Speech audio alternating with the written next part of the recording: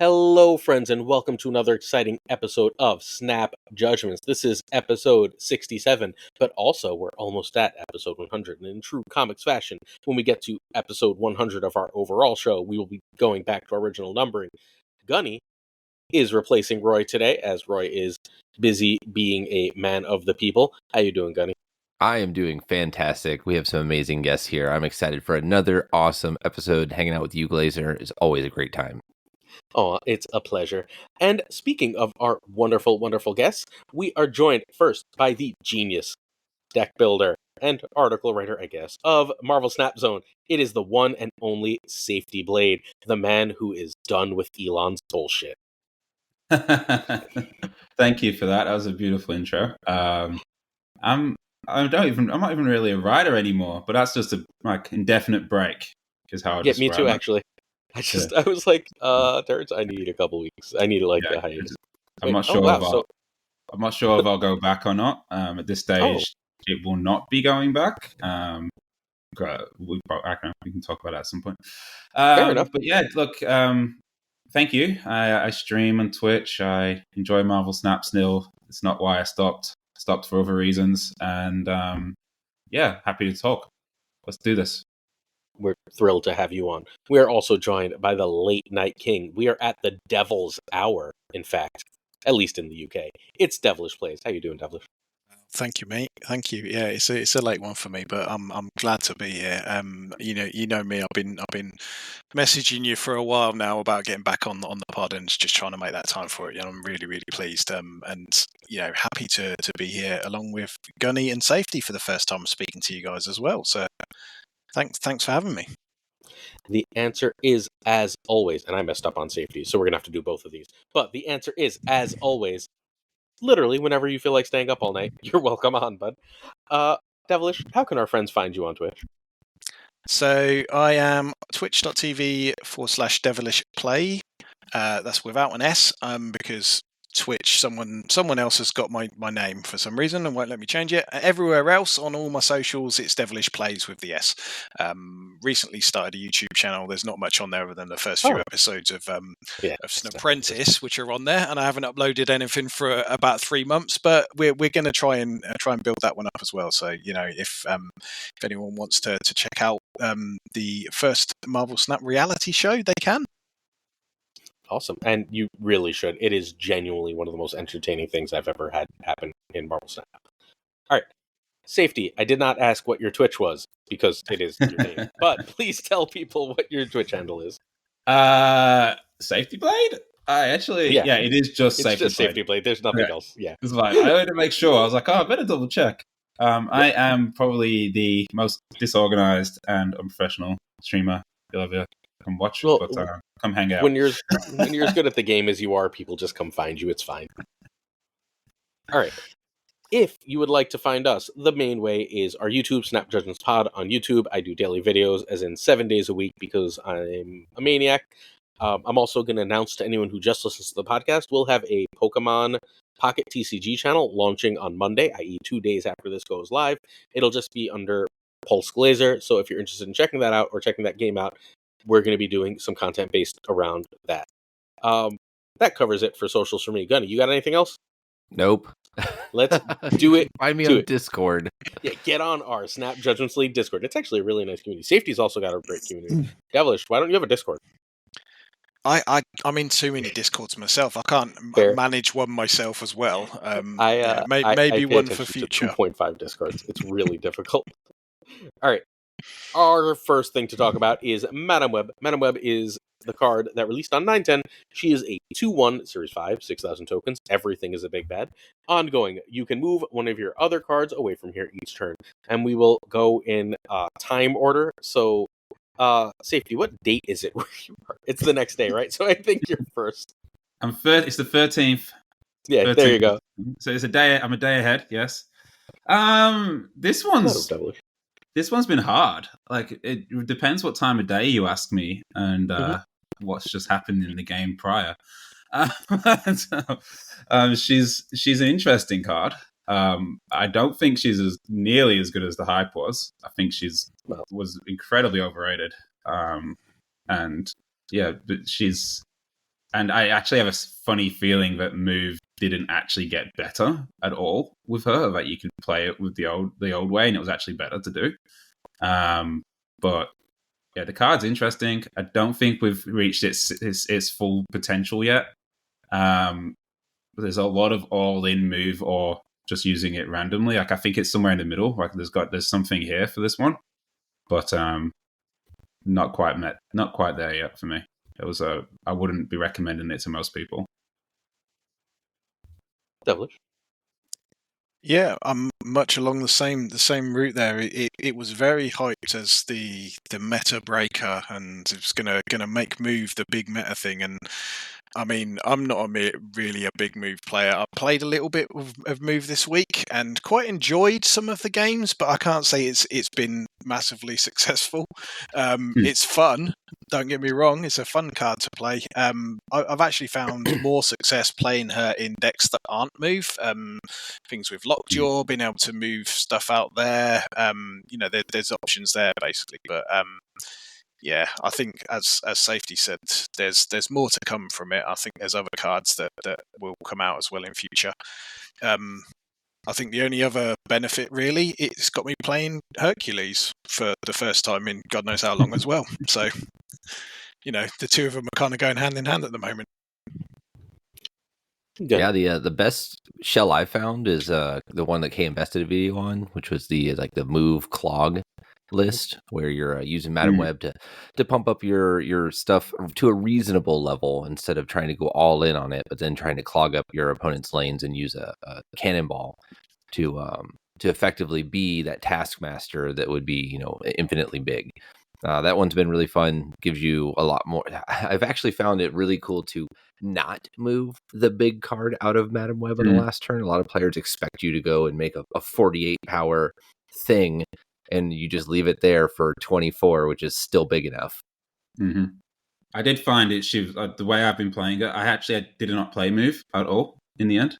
I have not played move since the release, so I don't think it's that much better. But same as you, like I found that's the utility of moving cards and not moving big cards and having a bit of control over certain things has been where I found value with her, and that's why I think there's still something here which hasn't been reached yet. Yeah, it's just like the surprise factor of what you're going to end up moving. Like, what are you taking the big card out? Or are you going to move a smaller card to give you space to do another thing? That's where I think the real utility comes in. Mm-hmm. It's going to be really important too with the War Machine meta coming up, but we'll talk about that a little bit later. Yeah, I am I don't love Safety's version of Clog, but I think this is a Clog card. In particular, I think it's really, really great with cards like Sentry and Annihilus. If you play this in the right lane with Sentry, just there's a lot you can do. You can pop things over in Cersei, you can pop things over in Annihilus, and you just end up with a lot of extra power. You can just Annihilus in that lane, get yourself a nice... you can just Cersei in that lane. There's a lot of good stuff to do. I haven't been impressed with move, but so there's certain players that I, in my head, are really combo oriented, that really like Phoenix Force, that really liked this should be Safety, so I'm not sure why it's not, but that really like Phoenix Force, that really like Tribunal, that kind of stuff. And those people have been having a lot of success with the basic move decks. The player that is in my head, the heart of that archetype, or where everything he plays turns into a combo deck, is Avazord, and Ava's dominating this card in move, and almost everyone else cannot dominate with this card in move, including myself. But I think there is something in move. I just think move is you're playing a combo deck, so you're doing all the combo deck things that my brain doesn't do, so I'm never going to be able to figure that out. But I do think that this is still a very powerful card. Is it a card I think people should buy? I literally, this is the most confused I've been about a card, whether you should buy it, since I think War Machine. Yeah, I'd agree with that. I'd say that the card... Honestly, I would put this in a boat with maybe Wiccan, right? So Wiccan, it enables a certain archetype. It's going to keep popping up in decks, and I think Madam Web's going to do the same. I think it's just going to keep popping up in decks. I don't necessarily know if it's at the same level as Wiccan. Wiccan's very good, but Madam Web, I think it's just going to be something that's around if you want, if you like the style. That's the issue. Wiccan is a card you buy not because it enables archetypes, but because it's very good. And I'm not sure that Madam Web is good, let alone earning the very. She's interesting and she can be good, but like, there's games you draw her and you're just like, wow. Maybe more like a U.S. agent level. U.S. Agent's better. Right US now, Agent's U.S. so Agent's good. better. Oh man, finally got to Infinite today with Affliction. Yes. Like US Agent's a good example. I did a whole the first stream I played. I basically just played my favorite deck, which is a Wiccan deck, and we just put Madam Web where I would usually play US Agent, and I can tell you the deck was better with US Agent. But there are times when Madam Web's like just the best card you could possibly draw and play. It's just another 2-drop in a way. I'm confident that this is better than Fastos. Does that help? Yeah, it's definitely better. The card's not bad. It's just like no, it's just like everything they release is good. So like you're choosing between good cards. Yeah. It's just like it's where you build all in for move. That's one option. Yeah, and then what? Like the rest of it is just playing a 2-drop, which you can sometimes it's just not the better 2-drop. When's she's the best 2-drop to play? Outside of move, and then moves a bit. I mean, finicky still. I'm trying to figure out what like recent card. Like, is she better than Speed? No. Right. So that means like she's probably a pass, right? She's not unless better. you really must play move. Like if you're not better than Speed, you're probably a pass. I don't know. I think she might be better than Speed. I don't think so. No, Speed's really good. Yeah, like Speed. I've played Speed way too much to be able. Speed's the generic 3 of choice, right? Madame Web's it's an interesting card. Like today's experiment, which was going really well, was playing her with my favorite unreveal cards and just using it to unjunk myself and move Wong and play unreveals elsewhere, and it was good. But then it's like, wait, I don't know if you put something in the One Piece shell? No way. Yes, I know. That was the experiment. It works really well. Me. Whether I would recommend it, I don't know. But my point is, like, it was good. It was good, but like, I took Nomura out for her. Like, would I just play Nomura? Yeah, probably. Like, it's probably just better to sometimes lose and not have these strange situations where she wins. Like I said, there were games where I've got some really cool screenshots where she completely carried the game. But there's lots of times she just came out of my deck and she was there and she didn't do anything. Yeah. I liked her as an anti-junk card in a way. There's like a whole ass possibility that it's just you run her, you run Dagger, you run either Ghost Spider or Iron Fist, and you call it a day. Right? Like, because Vulture's not big enough with one move. And I think Human Torch is a big package. Yeah, there's a smaller package which probably comes together at some point. Probably Dagger. It's a Ravonna package, right? Like, it's just a Ravonna. I assume it has to be Dagger, which is the main card. It's gotta be Dagger. But it has to be alongside something else, I think, for it to long term be a good card. But yeah, I do have a feeling that a week or two's time, she'll be dropped from a lot of the decks that she's showing up in as a random card. Or does she end up being Cannonball, where she starts showing up in all kinds of weird places? No, look, you can always be wrong. Marvel Snap is a game that moves fast. I would bet almost anything she will not be Cannonball. Cannonball was good from day one. Cannonball it just took people didn't realize it. Yeah, no, it took people time to try Cannonball. Madam Web is not through lack of trying. Madam Web's been tried a lot. Like every deck's got her in it right now. Yeah. Cannonball isn't always good though. Like, I don't like Cannonball right now, and a lot of people are running it. Yeah, I don't like Cannonball right now is not good. Like, I agree with that. I don't think Cannonball right now is a good card at this exact moment. Like, he's not doing well right now. So, Devilish, any wrap up thoughts for Miss Webb? I think just to touch on something Gunny mentioned earlier. So the only other deck that I've been playing her in that's been really successful was actually my stream this evening before recording this, which was pretty much a War Machine deck. very, very strong, and it's taken me up about 8,000 ranks in 4 hours. So I'm quite happy with the numbers it's been putting out. And she's in that deck purely if I don't get War Machine, it gives me some other way of moving cards into stormed lanes, etc. So it's another good way of being able to shift cards into those locations. So, thought though, if we're actually in a War Machine meta, and it's very early to tell, I guess we'll get to this in the next slide. Let's get to that in the next slide. It is OTA discussion time. Let us begin with actually War Machine, since that's the thing we're touching on right now. War Machine is the exact same card, but now an ongoing. Devilish, tell us about your experiences with War Machine. It's great. It feels a lot stronger.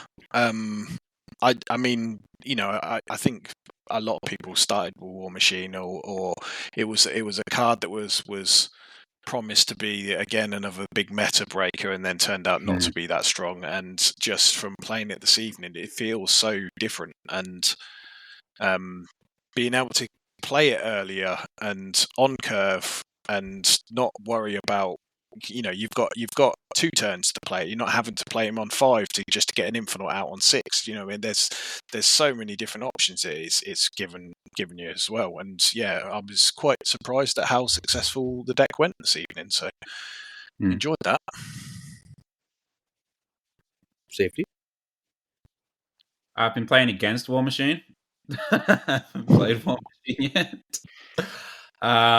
It's something. The Storm thing is maybe not as good as it seemed, but I think that the decks I've been playing against, I think there's some things that they need to change, but we'll see. I'm a bit worried about this one, honestly, of long term. I was watching Devilish plays, and I think his Devilish, the guy who's over there. That one. Got it. Sorry. I was actually in his stream beforehand because we were waiting for the podcast, and I saw his deck, and I actually think that his idea of just that direction of just playing the top end and something else around it, is going to be where it lands. The ability to play 20 power anywhere at the last end of the game is an interesting thing for them to want to allow on a force 11 ongoing card. I'm very sketchy on this one. I'm not sure this is a good decision they've made here. The ability to play 20 power on one lane isn't even the worst part. The ability to play 17 power spread between 2 lanes is also terrible. I had a War Machine game earlier, lost 8 cubes to. I was like, all I got to do is beat the Infinite in 1 lane. And I did a tricky play, and I did not beat 17 power in 2 different lanes with the Crossbones and the Ebony Maul coming out. Yeah, exactly. That's the breaking a bunch of rules in. I think there was a reason it was on reveal in the first place. So interesting decision. Not sure I'm 100% behind it. Having played a few of the players, really good players playing War Machine over the last couple of hours, waiting for this last 40 hour before I got on stream. So on here. Everyone's yelling at me for taking a while. I had to put the kid to bed. It took a while, and I got stuck playing against War Machine players for all that time. Everyone's playing War Machine or Agatha today. So the Agatha is more annoying to me because I think we'll get there. Let me War Machine. So first, within a month, War Machine's going to be a 4/5. Let's just get that out of the way. They're going to make War Machine a 4/5. I would bet almost anything that it's just going to lose 2 power. It's going to be too good. Next thought, if you're looking at War Machine Storm decks, if we actually enter a War Machine meta, then Storm is all of a sudden not a very good card. Because if you Storm and everyone's playing War Machine, you just played the card. You know what I mean? Yeah, exactly. That's you played the 3/2, and they get to do something good on 3, and then beat you when they're now ahead on tempo. But yeah, this is a mistake, man. You can't be like, hey, it would be cool if every card was Jeff. Yeah, that'd be cool. But that also isn't Marvel Snap anymore. Yep. It's this is not gonna be healthy long term.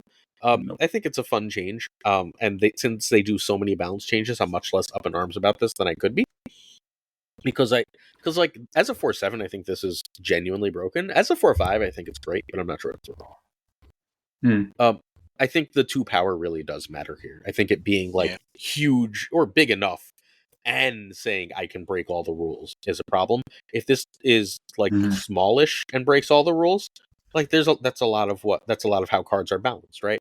Cards that do broken things should have less power because then you lose tempo when you play them. I think I'm okay with that, right? Like if you're stuck playing a 4-5 War Machine and then I can play Wiccan and get like I've got 2 more power than you, and now we're both like competing for who can do the more broken thing, but I got a little tempo out of that. Like I think that's a perfectly fine place to be. I think War Machine as a 4-7 is a problem. I think it's going to be a great card, but also I'm less convinced of that 3 hours since the OTA because I'm just wary of like, can this beat a really good Affliction deck or a really good Bounce deck or whatever? Maybe, right? Like maybe it's just way better, but I'm not willing to say that with 3 hours of testing because like War Machine decks were always fine. Like W was always playing War Machine decks. A lot of good players had War Machine decks in their arsenal, right? Like so it was never an unplayably bad card. It's just it was never close to the best thing to do. And in order to be really top of the meta, it has to be the best thing to do. And I'm not yet convinced of that. I don't think the Storm Legion War Machine is the best thing to do. No. But I think so. Until other people start playing a lot of War Machines, Storm is amazing in War Machine decks.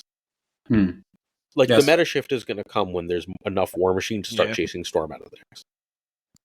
Yeah, that's fair. That's fair. Storm right now is better because there's less going on, and that I only got hit with the Storm combo once whilst playing since the OTA. The problem wasn't the Storm combo. The problem was when people did other things. Yeah. I mean, but like so many decks do other broken things at this point that it's perhaps like that's fair. They're clearly. So my theory is around every September they're pushing the power level of the game up one. They're saying like last September was the Loki Alliance season. And this season like Silver Sable feels significantly better than other ones in like a real way, right? Symbiote Spider-Man is significantly better than like the Absorbing Man combos outside of Brood and Grandmaster, right? Like I feel like there's doing a September like escalation of power level in a way. And I think this is part of it. Yeah. But also one thing I had mentioned before to some folks is that like Marvel Snap seems to be getting into this point where it's like who got their broken thing to happen first, and then that player wins, as opposed to games really coming down to a back and forth. So I just feel like, like who's going to win by turn 4 or 5 on games a lot more frequently than I used to. Yep, I would actually strongly agree with that. It's part of the reason that I've wanted to slow down what I do content wise. It's just it does feel a bit like that, and this is another example of a broken thing. I would accept what Glazer said though, that I think there are decks that do better things than this does. I mean, we're about to talk about one, right? I think so. I mean, does it not kind of get to this point though, where if that's happening and it is who can get their broken thing out earliest and first and they win, you kind of lose the fundamentals of the game having snaps because people then just retreat earlier and it becomes a 1 or 2 cube game every game. But the best decks will not be the ones that can do the broken thing.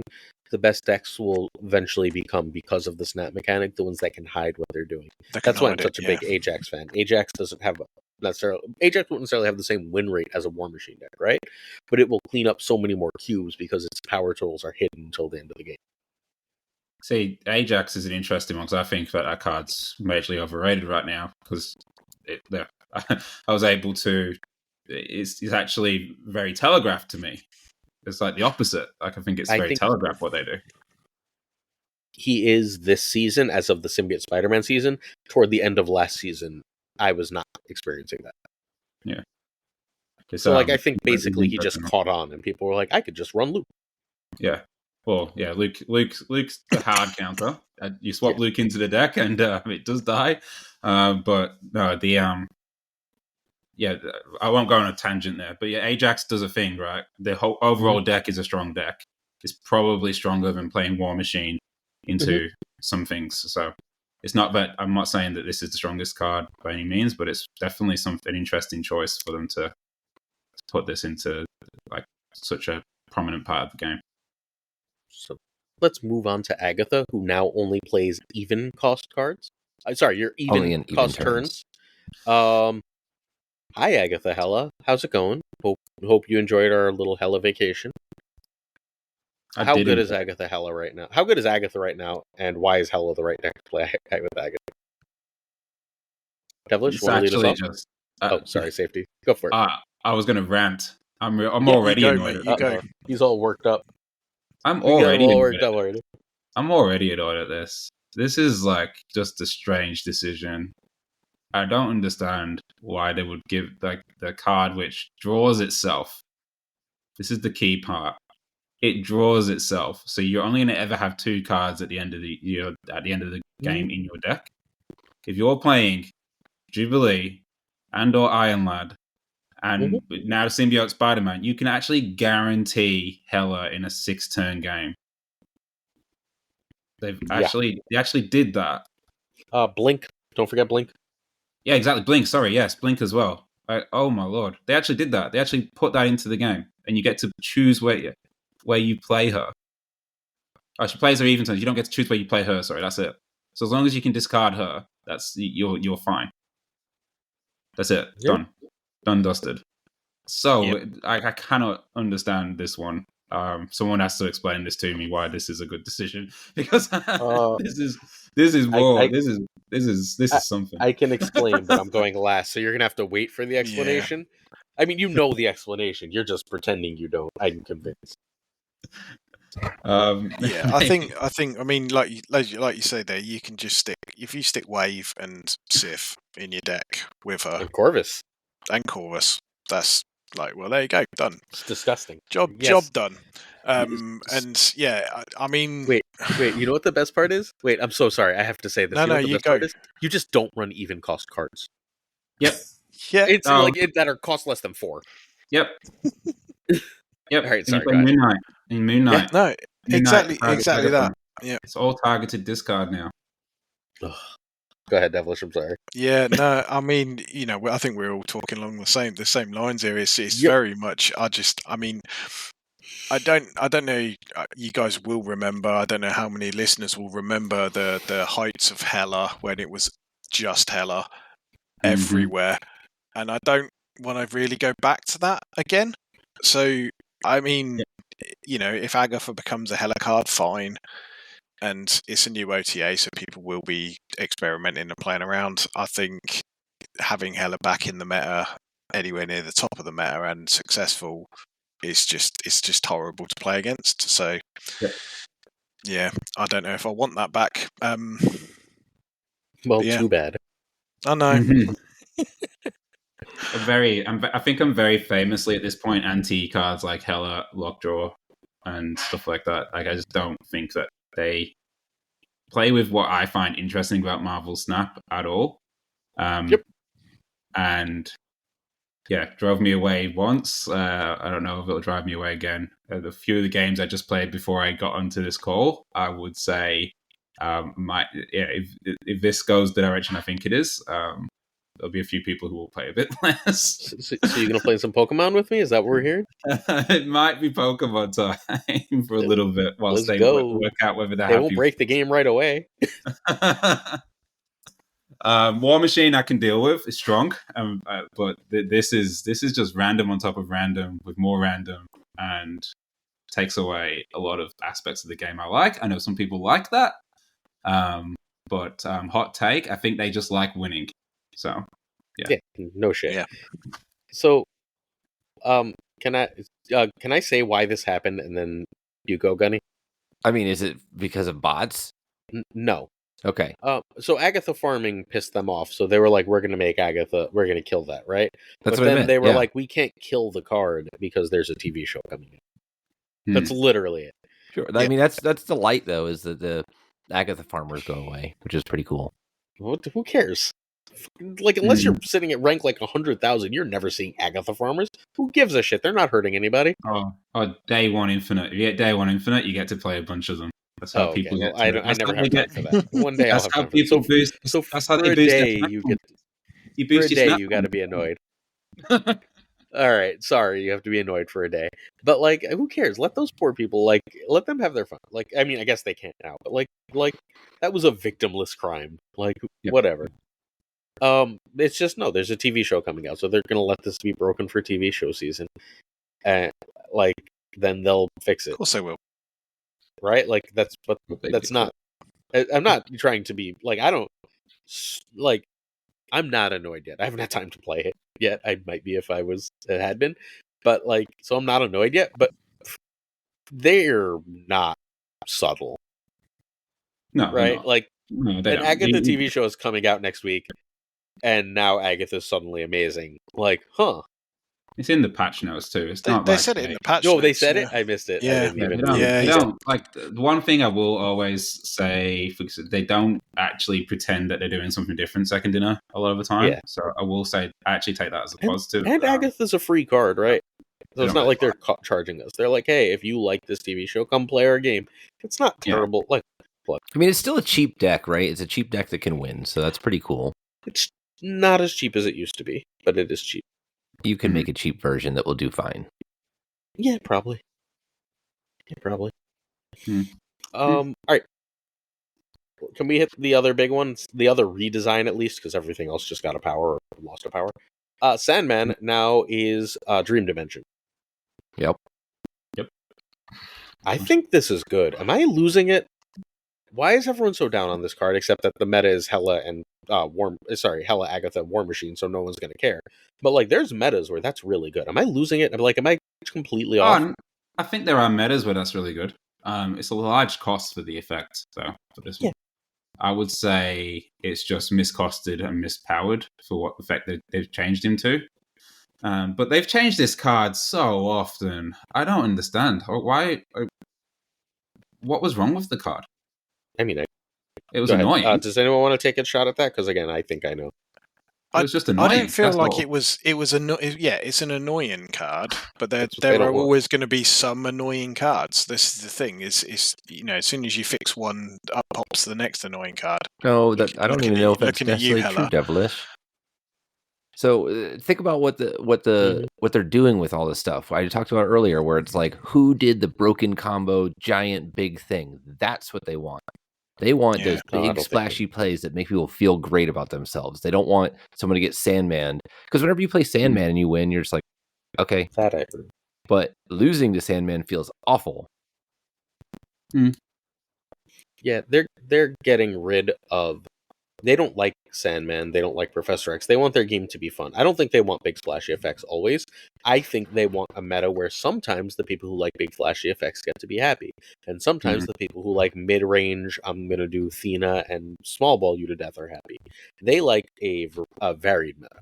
Like, they don't want just the people who like one type of gameplay to be happy all the time. They don't, however, want control players to be happy ever. Yeah, I think they just want people to say no to be less happy. Well, I think that's just Glenn doesn't like that. He wants they keep saying the game is going to be casual, and that type of deck does not scream fun for casuals. Yeah, but this is like this taking away it takes away complexity. I mean, Sandman, they just keep shifting this card around. Says the creator of Slayerblade, sure. I get shifted all the time like that, and I can't say anything anymore. No, look, my point is, like, this actually just kills a bunch of decks, and just opens up room for more passing in the night combo decks, rather than the tension around what do I do if it's Sandman was at least a part of the game, which goes in the realm of what I find interesting about Snap. This card, as it stands, doesn't do much at 5 because of what it costs to get the effect. Now, if it was a 5/10 maybe, or something which was actually like more power or less cost, maybe a 4/6 of itself. Like, War Machine's a 4/7, this is a 5/7. Like if it costs less or something, you could build around it, and I think the effect's actually okay. But as it stands, I think they just completely killed this card. But I don't see why I would play it. Is it that they've? I mean, the last couple of months at least, we kind of moved away from turn 6, play one big card, win one lane, and went very much into combo cards and people playing multiple cards on final turns to win and move stuff around, etc. And we kind of moved away from that. So moving him to this is forcing you to, if you are one of those combo players or bounce or things like that, where you're wanting to play multiple cards down, you are less able to do that. So you move towards playing one big card again. The War Machine move may be something similar in the same vein. They're going back to a big card drop, instead, because it's the big thing you can do. Is it something to do with that, do you think? I just think they don't want the game to be one thing. Like, I honest to God believe that, like, it's not that they want the game to be you play one big card. It's not that they want the game to be you play 20 small cards. It's that they want the game to not be one of those things for too long. Yeah, so they change it up. Yeah, that's what I mean. So it's just switching it up a little bit for a few months. Yeah, the Hela and Thanos meta, which was the big idiots meta, right? Not big dumb idiots. That's a different thing. But like the big idiots meta was like March, April, right? Like, so it's been something else for like 4 or 5 months, and now it's time to go back. I think in their head, just based on the pattern of their behavior, right? It's time to go back to that. Although we had the little arishem detour of big idiots. I think that was an accident. I honestly don't think they knew how good that was. I don't know. How do you like this card? 5/7 ongoing cards cost 1 more. That's better. A ramp card that I don't. I mean, so the issue with this card is okay. So the reason, like, for this, I don't think is necessarily the big idiots thing. Like, I think Sandman was going to fundamentally go away because, like, Ultron doesn't really beat Hela. But and like War Machine was already going to counter Sandman, right? Like, this is a card that you try and combo with Mobius now, but I don't think it's for this meta. I think this is just them just saying, hey, do something else for a while. Yeah. No, they've definitely just like, what happens if we take away this card a little bit, I think. Yeah. I don't think this is the last time we'll see Sandman on this screen. Nope. Sandman's one of those cards that they're just like every 2 months, like, what if it did this? Also, Dream Dimension is one of my least favorite locations in Marvel Snap, so I'm not thrilled about this, right? But like, okay. Thanks, I guess. I kind of feel like it's not really. I mean, adding a point of power there as well to it, and changing it, changing the ability and the rework. It doesn't feel to me to be any stronger or any weaker, really. I think that's been balanced quite well, that change. But I suppose we shall see how much it gets played. Sometimes just that change of ability, regardless of the extra power that you're getting there, may see people just play it less because they don't want to play it, and I think that's what they're aiming to achieve here. Really, reduce play rate. Interestingly, like a week ago, Sandman would have been really good with this change, and now this change doesn't really affect anything, right? Like, because a week ago we had like Mobius coming back into the meta, and now like Mobius won't do anything to War Machine or Agatha decks. So like Mobius just disappears again, but Mobius is like the card you want to either play with or counter Sandman. Yeah. I don't know. I don't know what the fuck they're doing with Sandman, and I don't know why now. Because like this feels like a meta where the old Sandman would have been fairly crap anyway, so I just don't get it. Yeah, I don't get it either. I just don't get the change. Like I said, I don't think this will be the last time this change is on the screen. I think you'll be covering it again very soon. Yeah. All right. Is Mockingbird still the best card in Marvel Snap? I don't think Tens exists anymore. The Tens deck. I think she's still the best card in Marvel Snap. Yeah, me too. If we're saying she is, I don't think she's actually changed. I don't think it's huge enough. So look, I don't know if she's the best card in Marvel Snap, but she's at least in the conversation. Right? Like, she's on the short list of things that you don't really go, you're an idiot for claiming this, right? If I told you yesterday that War Machine was the best card in Marvel Snap, you'd be like, shut up. If I told you that Thena, a really great card, was the best card on Marvel Snap, you're like, it's just not. If I tell you that Mockingbird is the best card on Marvel Snap yesterday, you go, yeah, maybe. Right? Yeah, that's fair. Like there's a very short list of cards that you can have that conversation with. I think Mockingbird's still good. Is there anything really else to say about that? I don't think. I mean, I know they said it even in the patch notes that dropping it from 10 to 9, and everyone says, well, is this actually a buff because of the whole Shang can't hit it anymore? I don't think it's sorry, there's a cat on GunnyT's screen at the moment. I can just see there a tail. Always is every time he's on. Completely distracting me there. The Sorry, loves listeners. this podcast. Hello. Can I rant on that point? You go. Buffing to 10 power is never a nerf. Ever. Never, ever. Now, they said it in the patch notes themselves, finally agreeing with me for the first time. So the Mockingbird one, people kept saying it was a nerf. It was never a nerf. Yeah, it was always. If anything, the buff was pointed to 6 power so Kaera could protect it. I still slightly disagree about Thena. Like there's not like anything like a small number of games where Thena's nerf has really screwed me over when I'm playing against that card. Oh, the card's still great. Thena's still great, but the point is, it's just not being able to get to 10 power is not a buff. It's never a buff. I think it's that's a always nerf, but it's a much smaller nerf in that particular card because it has to be out from turn 2. And that from turn 2 changes the math here for me. It's never going to get to 10. It has to be out from turn 2 or 3. There are definitely going to be times that come up where you're going to see the card and be like, wow, the Shang-Chi really isn't working it for me right now. But other than that, like, losing a point of power is losing a point of power. Yeah, exactly. It's still enough. It's always enough. I had to explain this to someone who was complaining that Arrow was nerfed earlier. Because Arrow is now a 5/10. Yeah, Arrow got buffed, guys. Arrow's a buff, yeah. And I think so. It's going to be hard to quantify, right? Like, seeing the one less power and winning because of that, it's not going to feel the same as having a Shang-Chi that doesn't kill it in your hand. I mean, it just doesn't feel the same. Yes, but also, like, that 10s deck, like, having access to a card like Arrow is very powerful for that deck. The 10s deck is a great example because I've been playing Shang-Chi in every single deck because that deck's around. Yep. Even though they've got Cosmo and armor, I was still winning majority of games because of Shang-Chi. Yep.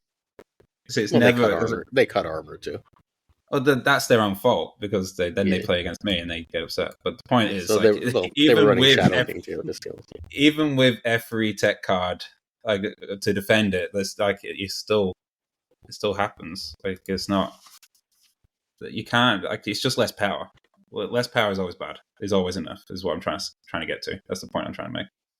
So I hear this one a lot. That this you've buffed it, you've nerfed it because it now can get hit by Shang-Chi. It's like, nah, you've never done that. You've never done that. Unless you are Professor X and no longer being able to be Ravoned, then having less power is better. Oh, that was a nerf. I mean, they killed that card for no reason. There's nothing wrong with it. No reason at all. All right. So Arrow got an extra power. Black Cat got an extra power, not cower. Ghost Rider got an extra power, and Moon Girl got an extra power, and all are marginally better. Does anyone have anything specific to add about any of those cards, or are we good? No, they're all marginally better. They're all much more. The Ghost Rider Black Cat combo is much more playable like this. I think Ghost Rider could have been a 4/6. No, he cannot. Ghost Rider is broken right now. Go play ladder. Yeah. Ghost Rider does not need to be better than he is. Like, so what my very small Ghost Rider thought is his real benefit is when you bring back a 10 and that 10 gets shunked, he now beats shunked. And that matters when you're competing for a lane. Yeah. That's literally all I got. Arrow will matter next month. Does that count? I think so. That deck's gonna be real. I think in this case, that it does count. I think Arrow is a much better card. The thing with Arrow, which is Scorn? What is the name? Which card is Scream? That? Scream. Scream. Yeah, that deck's gonna be good. I'm just telling everyone. That deck's gonna be good. I have thoughts about that. That's one of the cards I want to play, but not because I want to play normal move. But the point with Arrow is every point of power on Arrow is always going to be more significant because it's pulling a card to compete with it. So it is one of them cards where points of power will make a difference. How long it's going to take people to want to try this? We know and when. to make When it Scream useful, comes out. Exactly. It's going to be a little while. I don't think that it's very good into a meta of hella Agatha War Machine stuff. Well, some War Machine stuff it might be useful at times, but it's going to be situational. If you're coming up, I find when you're evaluating cards, if the way you're getting value is coming up with crazy scenarios where it's good for you, then usually the card is not as good as you think. As long as Storm is in these decks, Arrow is good. Yeah, look, Arrow might be okay. There will be times when you put Arrow in your deck, you're not going to be sad sometimes, but you will be sad sometimes. Like it's not a bad card. It's a fine card. All right, all right. Let's move on from the OTA. Oh, sorry, Devilish, please. I was just going to say, could we see a world where Arrow gets her old move back, her old ability back? They don't want to. That's the same exact reason that they nerfed Sandman and Professor X.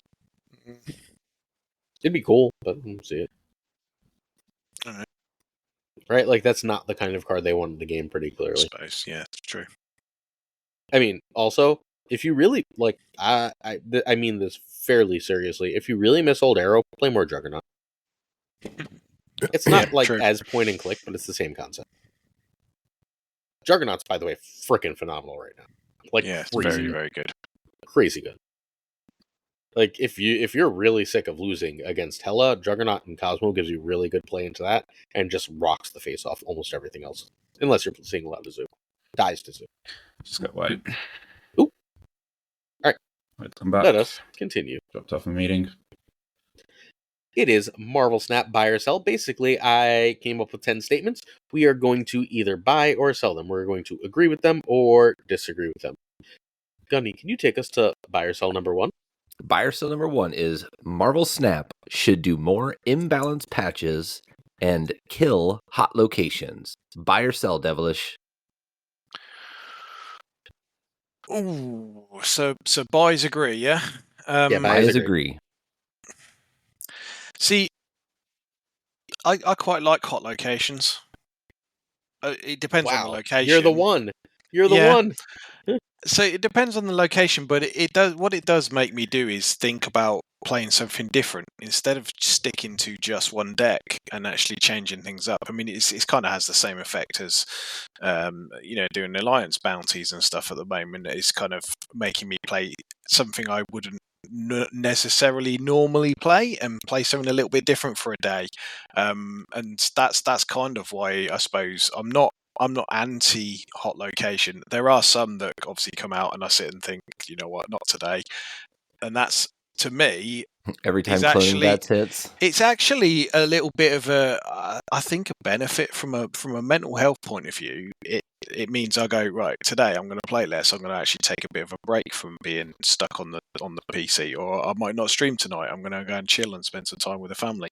You know, that's the benefit it gives me if it is one that I don't like. I quite like the imbalance patches though, so this is where this becomes tricky as a statement because I like them both, and they're. I think it becomes pretty tricky. They're deciding both in which the same one. statement. So can I buy half? Can I buy half and sell the other? Nope. Buy or sell. A lot of these are 2-part statements to force difficult decisions. The idea is that the decisions have to be difficult, or there's no point, right? In buy or sell. All right. In which case, I would say sell. Okay. I don't agree. Yeah, I think for myself, I would have to buy this. I think the imbalance patches, again, if they're getting rid of hot locations happen twice a week. I imagine if we're selling to do more imbalance patches, maybe at least once a month, if not, once every 2 weeks or so.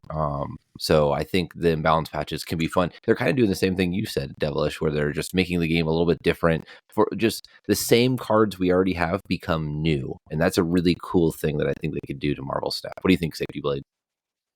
I read these before, obviously, so I have my thoughts prepared, kind of, not really. See how professional I am? I would buy this, personally. I will make strong statements, the whole section, Glazer. I will make strong statements for you, okay? I will buy more imbalance patches, kill hot locations. Hot locations have become a bit of an issue for me. in the last couple of months. Like it's you'll get a new card, you'll start climbing, you'll be happy with your deck, and then bang, cloning VATs, like you mentioned, GunnyT. Like cloning VAT shows up, and you're like, I have to play against Destroy now, and I don't get to play my new card. I was excited, and yeah, I can see that sometimes it's going to give me the chance to not play, but usually it just means I'm going to be frustrated and playing the game because I'm going to be playing a suboptimal experience against something which I don't necessarily enjoy, or trying to counter something I hard counter something. So yeah, I would kill hot locations, do more imbalanced patches if I was choosing between these two. Yeah, the game's not balanced anyway, so why not just make it more imbalanced at times? I'm with safety on this. I hate hot locations very, very much. Hot locations not only bore me, they frustrate me, they make me not want to load the game, they make me want to play Conquest, not even like Conquest anymore. Yep. So, although I guess I wouldn't get my Conquest rewards if there were no hot locations. So a little bit of, there is that one benefit. That's when you do your lives bounties too. I've been calling them bounty shim days. I need to remember to do bounties. I'm so bad at remembering to do bounties. So my bounty shim days, where I get my bounties 2 days a week, and I finish what I've got to do to help the alliance. Which we never hit ours though. We're not serious. Fair enough. All right, let us move on to buy or sell number 2. Gunny, is it good for Marvel Snap? Nope, not is it. Oh, it is good. Sorry. It is good for Marvel Snap if Hela is a tier 1 deck again. Buy or sell? We'll start with Safetyblade this time. All right, can I just leave the podcast? I saw this one. I'm like, you really put that question? Thanks for joining us. We really appreciate you taking the time out tonight. Like, really? Some people like Hela. They like winning. They don't like Hela. No, it is not. It is not good at all. In fact, the whole concept of Hela as a card doesn't really fit what is good about Marvel Snap. So, no. Nope. Don't like playing against it when it's not good. Definitely do not like playing against it when it's super uber consistent and will always hit its thing. The thing about, I've tried to explain this a few times, like why I obviously I have personal preference, plays a big part of it. But for me, I feel like even if it's not a good deck, and even if people will point to stats and go, it's only winning 52%. That's because they don't know what's going on either half the time, the Hela player. So, but by queuing into them, you have to opt into their way of playing to beat them. So you have to choose to take that gamble on turn 6. Even though you might be 75% favored, it's really frustrating to lose to that when you know that they had no clue what's going to happen. They have no clue where their cards are going to go. They've not got enough. Usually they don't actually have enough power if they land all in one lane. Like, there's so much things that have to go right for them. That's right. And that might be why it's argued that it's good for the game and it's okay. But you have to opt in. I don't opt into playing a game of Hela. I haven't chosen to play Hela, and I shouldn't be forced into having to take that gamble and risking my stuff for it. It's just it's part of the philosophy of what I don't agree with this game, this card. So no. Short answer, no. Strong no. Sell it now. Devilish. Yeah, I'd still say sell. I'm not so completely anti-Hela that she should be deleted from the game. I think it's fine to have her in the game, but not as a tier 1 deck. That meta was horrible, and I don't want it to ever come back again. So, strong sell. Yeah, I'm selling this as well. Specifically, kind of what Safetyblade was saying is just it feels so bad to lose to Hela when the things just land exactly where they need to. And I feel like I don't get the same joy out of beating a Hela player when the cards land in the wrong spots as I feel bad when the cards do land in the right spots. So it's like it's an uneven balance there. If they found a way to balance that better, that feeling wise, then maybe. But I don't know. It's kind of like the same thing as arishem, or just like how many. They have one card that beats you. Do they draw the Alioth out of their giant 24 card deck? Oh, they got it. But you have to gamble on that sometimes, and it just feels bad gambling on those kind of decisions. Now, what I can say that I do like about Hela, even though you said it's getting more expensive, I do like that there can be a top tier deck that's relatively cheap. But it could just put high evolutionary back or something. Yeah, I think High Evolutionary is a great deck that they need to increase the power of. So I like Hela an awful lot more than I like arishem. No, I don't. I dislike arishem for similar reasons, but the very similar reasons why I don't like arishem and Hela. But no, Hela takes the cake for me. The only thing's worse is when Hela and Lockjaw get together and have go for a walk. That was my least favorite one. So, yeah. So I like if this were arishem or Hela, I would take Hela over arishem. I think Hela's just easier to beat. Oh yes, definitely. Than arishem is. Yeah, Hela's easier to beat than arishem. Oh, 100%. But that's my issue. Isn't that? It's like they snap because they've got the thing, right? They don't actually know what the thing's going to do. It's all a gamble.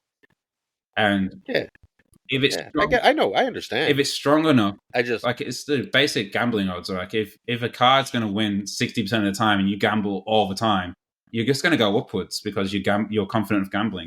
Some people who struggle with Hela are just not confident enough gambling. I am one of them people.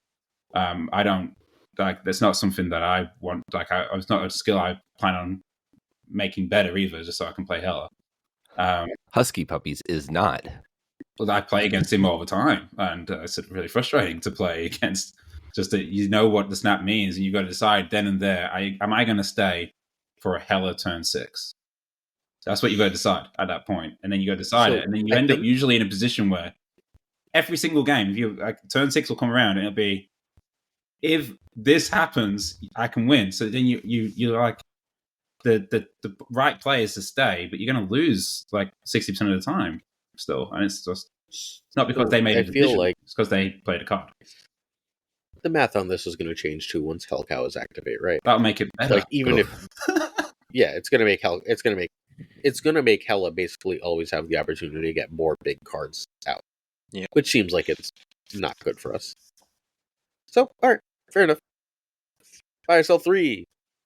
Getting rid of Agatha farming makes the game healthier for everyone. Start with Devilish this time. Sorry, was that me? Sorry, you cut out for a second. Apologies. Getting rid of Agatha farming. So I never really had a problem with Agatha farming. I know the developers did, but I never really noticed an issue, I suppose, in my own little pocket matter. So, I mean, if it makes it healthier for SD, I'm not sure exactly why is it a bad thing, Agatha farming? What's the problem with I can explain. Because I've been around since beta, so there was a lot of this in beta. An awful lot of this in beta. There was more common in beta to see it, though, because there was less players to queue into, so I'd see it more than myself. Basically, the season pass rewards at the caches at the end of the track are the actual only way to farm resources in this game, and it's the best way to farm resources in this game is the season caches. Now, if you play an Agatha deck, which plays a bunch of cards which will always win 1 or 2 lanes, you will go up season pass points and you will get more gold and credits from that. You hit a lot of boosters, but you also hit a lot of golden credits in the post-track season pass. So that's what they do. They just literally put a click bot on, they put Agatha on, and it clicks. Yeah. It doesn't even have to click now because of the 15-second turn. And they just play through the game. And that's it. And it drop Agatha. Yeah, and that's the reason why we have the caps on what you can get in a day. Yeah. Because they just leave it on and then it'll get them, like 5 to 10 levels. I mean, it gets them a bit of... I've played against the deck when I hit day 1 Infinite, you'll play against it because they hit Infinite really quickly, these decks as well, because they've been doing it for so long, but they only play bots realistically. So they actually hit Infinite really quickly. And a lot of them will play cards like Captain Marvel, they play Crossbones, some of them play Squirrel Girl or Marvel Boy now. Just cards which will guarantee that they win a lane. So they always get points on the boosters. That's all they actually care about. So the argument here is that getting rid of that is better because you as a player don't have to play against that. Now, the real argument would be, can we get the cap to go away? Like, can we now get more because the farmers are gone. Well, they won't be gone because they just have to lose an even turn. Yeah. The click bots could still make turns if they wanted to. If they wanted to upgrade the click bots, it doesn't change.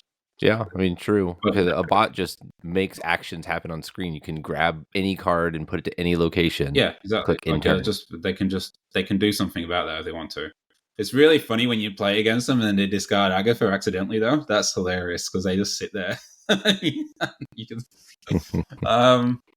Anyway, Devilish, you haven't given your answer. I explained the thing, so I'll go back. Yeah. I mean, if it I don't really experience it myself, so I'm very much leaning into your experiences there. And if people are experiencing going up against these on a regular basis, then I could see how it's frustrating. So getting rid of it would make it healthier. So yeah. Well, here's a flip side of that, right? So if there is somebody low or high or wherever, and they are playing against an Agatha farmer, isn't that just free 8 cubes? Yeah. Look, I don't. They never snap. I'm for. They don't snap. It's just a lot of time wasted. All right. Yeah. So it's a free 4 cubes, but yeah. I don't know. I mostly don't care. I think that this is harming players who were mostly harming no one except a little bit of second dinner's money. I don't really care about second dinner's money anymore, given everything we know about their financials. Like, they should probably just let people have fun. I wish they had left Agatha alone. Yeah. Look, everyone. I think the everyone is the problem. You've made the statement. You made the statement. Make me have to say sell. Again, the statements are supposed to be hard. I'll say sell as well. I don't think, but I would say there are positives for some people who probably don't want to find out that they're losing to Agatha all the time. So I don't know. If you're losing to Agatha all the time, you got bigger problems. All right. Snap, buy or sell 4, Gunny. All right, slowing down the balance change cadence has been good for the game. Start with Safetyblade this time. The way it's written, I'll say buy.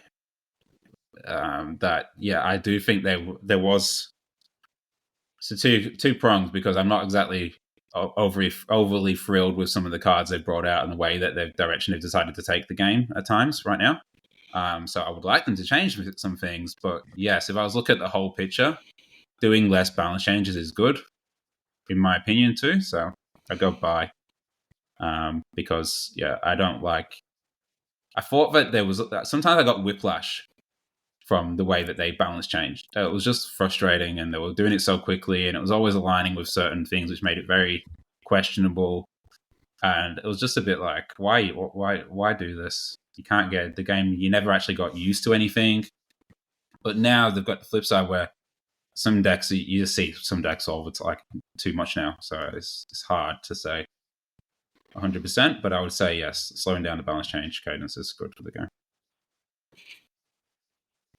Yeah, I'd have to agree. I'd buy this one too.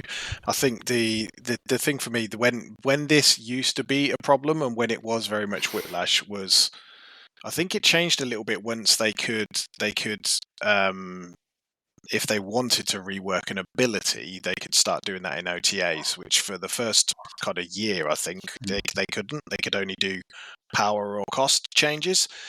So it meant that you would have, in those days, balance changes on multiple cards on every single patch, on every single OTA. And like you said, that's 3 weeks out of 4. And the whiplash was absolutely real, as you pointed out there. Now that they can make those changes if they wanted to in an OTA, and they're generally every couple of weeks. What we found recently is there's been less card changes in patches unless it's like a full rework of something, especially in kind of the last few patches that we've had. So I think slowing it down and doing it that way has worked. I think the last couple of OTAs and patches, or last few that we've had, have been really good changes as well in terms of stuff that has landed pretty well. We've not really had any massively controversial ones recently outside of the whole when are you going to deal with arishem situation. And they did try a few times with that and involved changing Loki, etc. as well. So, I think, do they always hit it on the head first time? maybe not, but they always revisit it exactly like they say they're going to when they don't get things right. So yeah, I think it's been good. Bye. I think I'm a pretty active player, but obviously not as active as you three. But I don't know if I've noticed a difference really. I feel like the game is always changing in general. Like new card comes out, like the meta is shifting all the time. If you don't like a current meta, wait a week and it'll be different.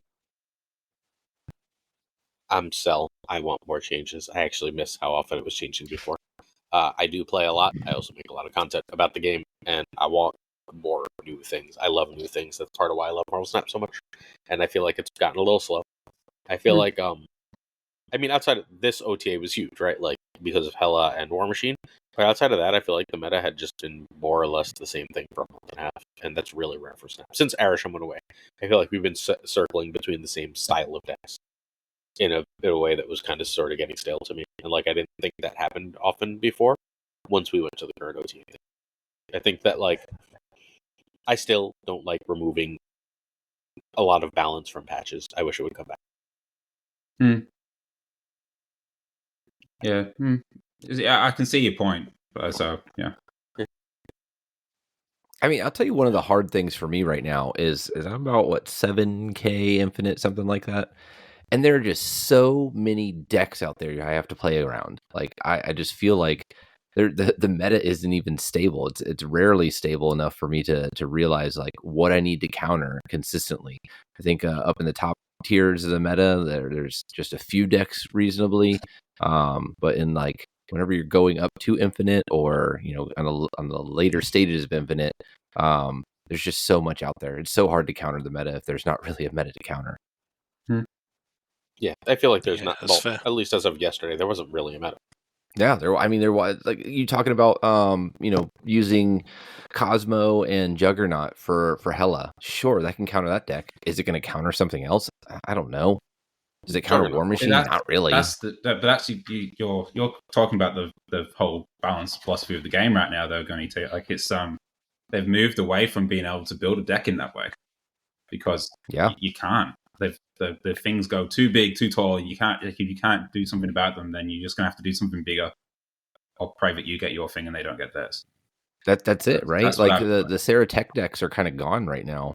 Yeah, there's no. Like, it used to be that you build decks in a way that you could like hedge against certain things and have outcomes, but that's a different. Like I'd say that I like the fact that it changes less, because sometimes it felt like change for the sake of change.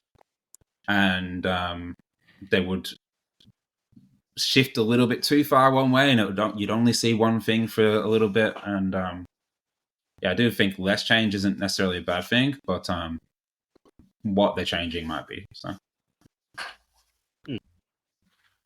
Interesting. All right, 5. All right, Activate has been a huge disappointment, starting with Devilish this time. I'd disagree. I'd sell. It's too soon.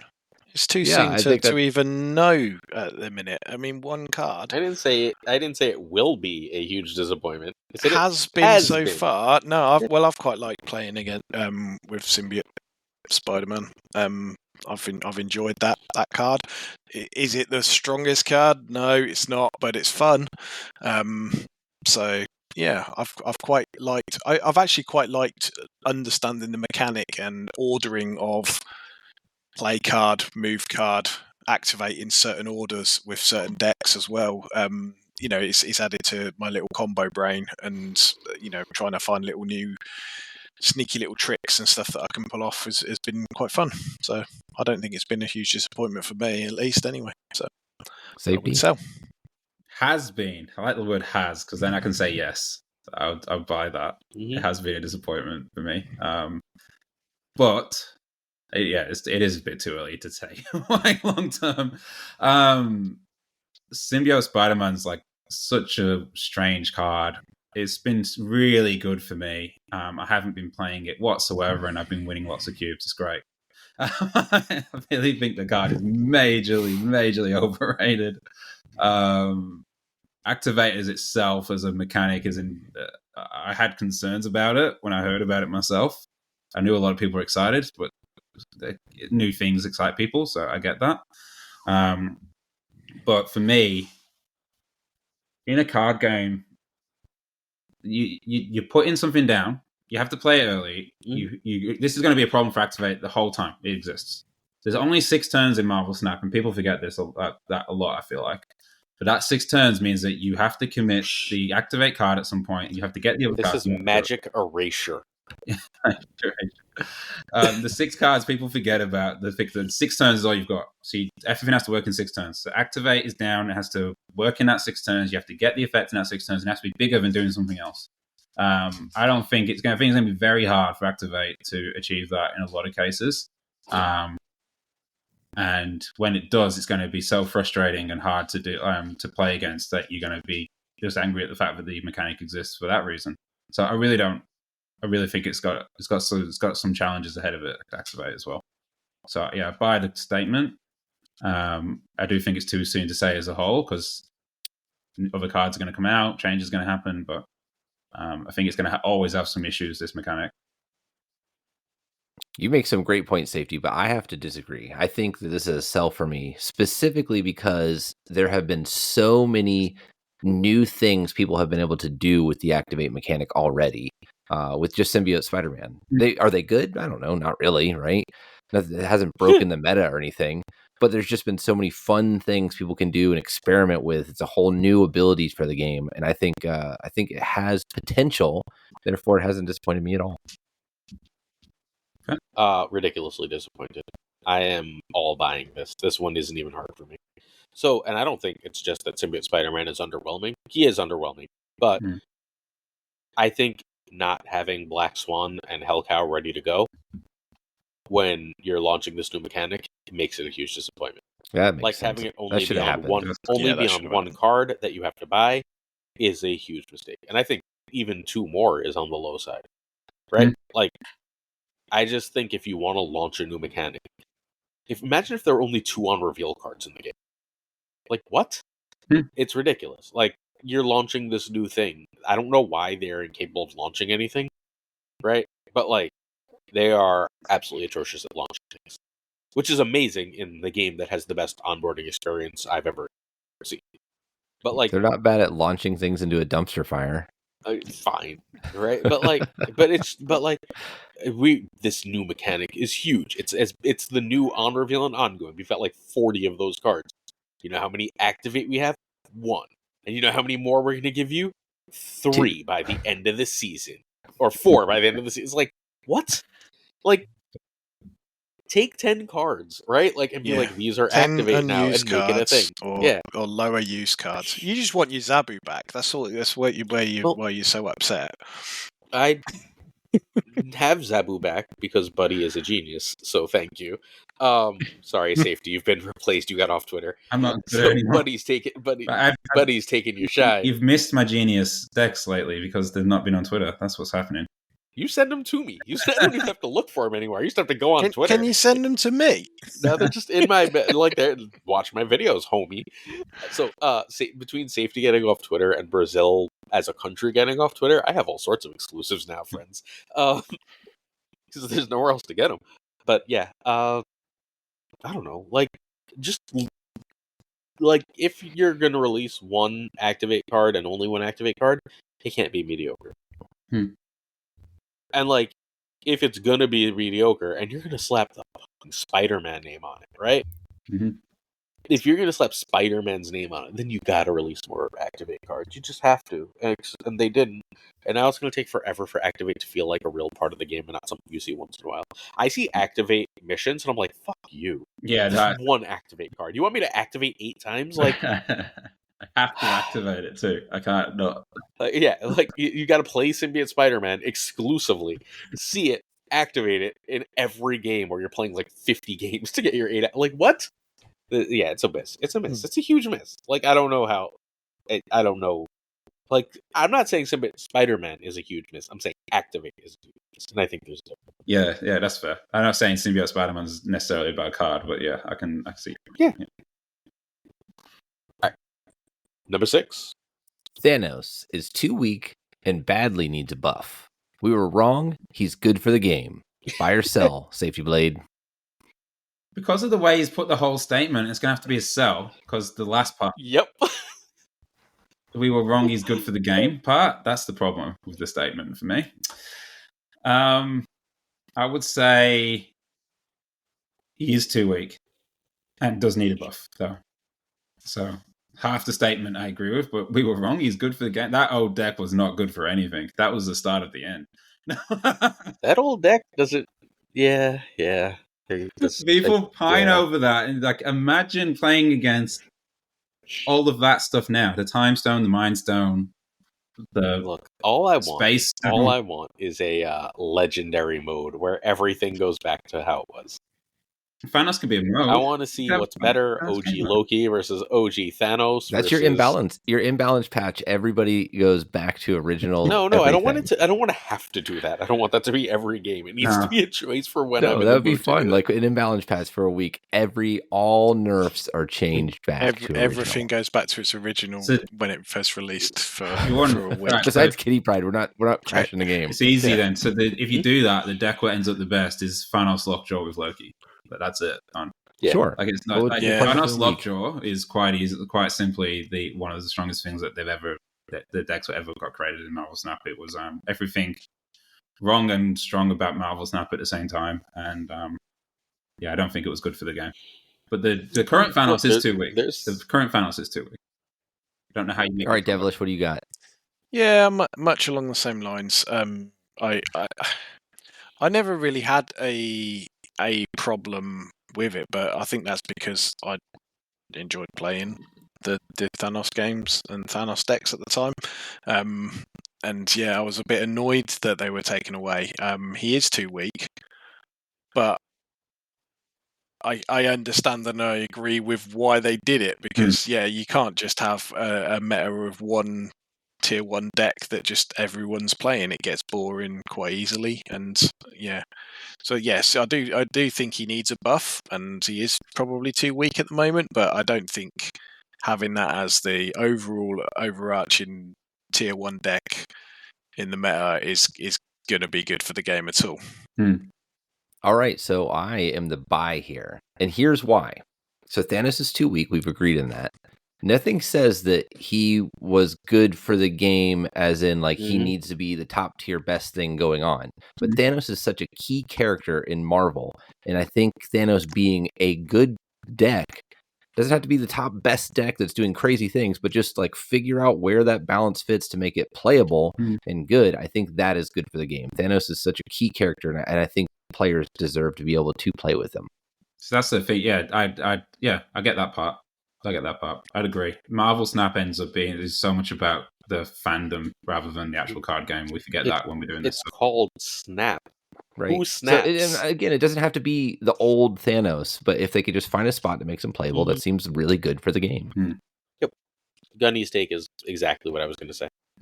And like these are again carefully worded for things like this, right? Like to be like it looks like they're leading you in directions to get you to think about the game differently. Hopefully, you being viewer, not you being guest. Although guest isn't here, so not guest. Guests. You're trying to trick me. I think the points you make there are quite interesting, and do actually relate to my own buy or sell, which is coming up pretty soon. So we'll wait for that one. Number 7. All right, number 7. War Machine is finally the card that was promised. Okay, I have to start with this. I did not read these slides beforehand, and I almost said that during our OTA brief was exactly this statement. War Machine is the card that we were promised, and it's exactly how I feel. I really do. Wow. Okay. Well, I'm a buy. That was easy. I had that thought. You read my mind. Yeah. Is it good for the game? I have no idea, but this is what we bought.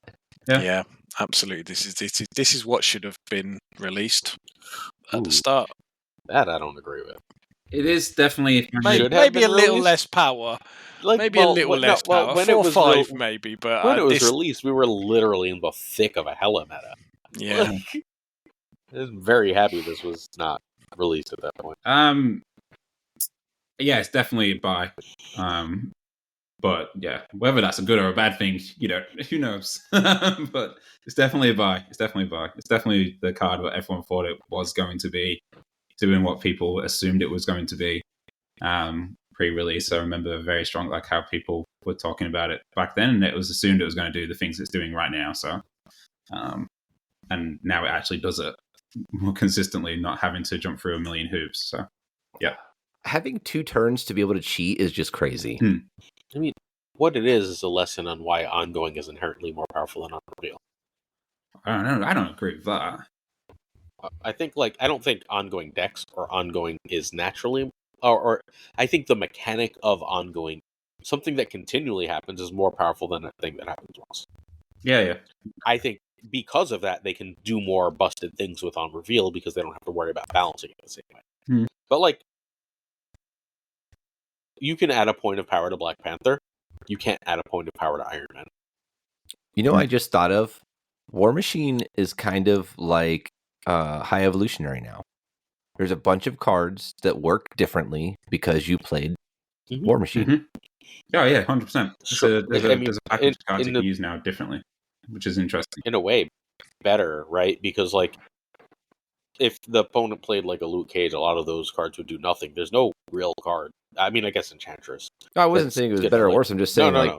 There's a series of cards that now cheat. But, let's say you just get a War Machine from whatever that super location is. Everyone gets a random card on turn 3, and it breaks the game. Sure. Yes? X-Mansion? Yeah. You get, you just get this at X-Mansion, and one of the other locations is the Miniaturized Lab, and one of the other locations is Sanctum Sanctorum. You know what we call that? A snap. Yeah. That's Right? That's a randomly generated win. But yeah, if you get High Evolutionary in that situation, right? Even if High Evolutionary were still affecting cards, it was just great. No, I get that. I guess my whole point was now there's a package. There are several cards that work differently because you have this card in your deck. And they're almost all, besides Cull Obsidian, I believe, Series 3 or lower. Yeah. That's very cool. Too. It's interesting. It's an interesting card in that way. This gives you ways to play cards in a different way. Is this now a card we recommend to new players? Maybe one. I'm going to look at the W deck quickly. Give me a second. I mean, W deck is the War Machine I'm hearing the best to things new about. players because it created new, cards to play with. I still think the answer is arishem. But, I mean, yep, it's a deck you recommend. It's got Nebula and Hope, and those are the other high series cards in it. And that's pretty simple. Yeah, you don't need them. Yeah, I think you may need Hope. I think Hope is actually more important than Storm, and people are going to have to take a while to notice. Because you don't see War Machine in every game, and you don't want to lose, and whatever on 4, right? A couple of cards on 4 into past She-Hulk Infinite is still pretty good. I haven't gone as far. Or past She-Hulk Doom. I haven't put She-Hulk in mine yet. I'm doing something slightly different, but I also am not playing Storm, so I agree with that. The W list from yesterday's video, as of people hearing this, is Sunspot, Nebula, Maw, Goose, Psylocke Armor, Storm, Hope, War Machine, Doom, She-Hulk Infinite. So he made Doom Wave with War Machine. Right, that's what that deck is? Yeah. It's saying I can play She-Hulk and either Doom or Infinite on turn 6. Or I can just sort of cheat and do War Machine and then not have to worry about any of that bullshit, just go overpowered in other ways. Yeah. 8. 8 is... Packs. Oh, that should see packs. I just don't know how to type. Sorry. Packs will fundamentally change card acquisition for the better. Ooh, spicy one, Aaron. Thank you. For the better. All right, you want to go ahead and start us on this one, Devilish? I'll be completely honest. I'm being a little bit oblivious to what packs actually are, or in the data mines. Everyone is. I know that it's a thing, and it's something that's coming. All I would say here is every single thing that they've done to change card acquisition has turned out to be a shit show and made things worse, I think. So I am not holding much faith in them making it better. But I don't know what they are, so I can't say for sure.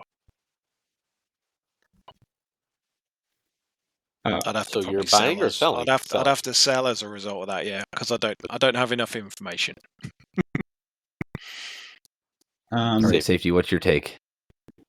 How hot to go is really the question. I will sell. I don't think it will make it better. I don't think a gacha system helps ever. But it might help people feel better about it. So you can make that argument. But no, I don't think it's better. The thing of Marvel Snap card acquisition is frustrating, right? It is. It is a frustrating experience. They've overpriced what you get for what you pay in Marvel Snap significantly. I think this is the disconnect most people have when they talk about it. It's like they go on about like, oh, but it's so much to buy a Magic set or it's so much to buy Hearthstone expansions and blah blah blah. But in Marvel Snap, you're paying similar amounts of money for one card. So that's the difference. The amount of gameplay you get out of the money is much lower in Marvel Snap. Packs can't make that much better. They don't release enough content. Marvel Snap does not release enough content for packs to make it better. Now, I don't know the ins and outs of packs like Devilish, but I'm assuming there'll be some cards, but there won't be lots because the data mines only we know that there's a pity timer for a new Season 5 card. Yeah, so that doesn't help. It doesn't make the game cheaper for me. No. Like at all. Like also, having a pity counter on there kind of means to me that it's going to be worse. Yeah. Oh, it's not going to be worse. Yeah, pity timers usually mean it's worse. He's completely agree with Gunny on that one. Pity timers in games have a pity timer. Like I've played it. My background in gaming is mainly mobile games of different types, and but any sort of pity timer usually means you're going to get screwed. 4 keys for new cards is a pity timer. Yes, it is. I've had this argument. Like we 100% have. I stopped raising this topic on Twitter and all sorts of forums because I was sick of having this argument. It is a gacha, right? But we have a pity timer. This is a gacha game, right? This one. I have the second video. Gunny, did you ever watch it? The second Pokemon video. Mm-hmm. I literally go over the Marvel Snap card acquisition to compare to how I think Pokemon's going to be monetized, and like I explained exactly how this is a gacha system and why it works. No, they're all like it is a gacha system. The 4 spotlight keys is a pity timer. I don't disagree whatsoever with them two statements, but I did have to put some really good stuff in packs to make it somehow better. Can I buy? You can buy. Yeah. So I don't think it's going to matter to anyone on this podcast, but if they're remotely competent, and yes, I said if, this should fix Series 3 acquisition. And Series 3 acquisition remains a major problem for Marvel. Yeah, I mean, it was a big piece that you brought up whenever we talked about packs on the podcast, was like, this is a great way to give Series 3 cards to players, get them through Series 3 but faster. And then, for us that are Series 3 complete, it won't matter. Maybe we'll get cool variants instead in the place of that Series 3 card. But if it helps those players, like, man, that is awesome. Mm-hmm. So have they said that we've not heard anything about it, have we? So we don't really know. It's all speculation. But is this something that we will be given for free, but with the option to buy more if you wanted to? I'm guessing. No, we just don't know. What we do know is they can't replace Spotlight caches. No. So it has to be something that they can do in addition to Spotlight caches, right? If it's something that comes into the game that helps newer players catch up, then I'm all for it. It doesn't impact me, so I won't engage with it necessarily, but there's a lot of things in the game that I don't engage with. They'll make us engage with it. The one thing that I'm aware of is that there's cards which are data mined, which are not got anywhere to show where they would release. Yep. And they actually... Lauren is a great place for those. And they align with the seasons coming out. So there's... the theory isn't it, that some of them cards are going to be in packs, and the idea of opening packs to get a card and only having 1 or 2 cards to get from them does not fill me with a lot of confidence. So, I got a question for you. Wait. So Lauren is convinced this is coming next week, which I think is worth noting. What card will do next week? Uncle Ben? Yeah, Uncle Ben or Tombstone. Those they're would fit with dead. this season Shit, just yeah, fine, right? Seems. Oh, sorry, I swore. So like, yeah. So but like Uncle Ben and Tombstone would fit with this They season, would. and they were just like updated in data mines again. But So, I have another theory. Then, if that's what they're going to do, they can't get any money out of me if I don't want to spend because I have 30 spotlight keys and 80,000 tokens. I think. But this is a way to say no. If you want this new thing, now you have to spend again to the whales. That's what I don't like. That's the part I'm not going to be very happy with. I don't think the only positive I found with Marvel Snap acquisition is like you can hit a point where you are ahead of it, and like having been a content creator for so long, like I am ahead of it, and the game is accessible to me, and that's what keeps me going.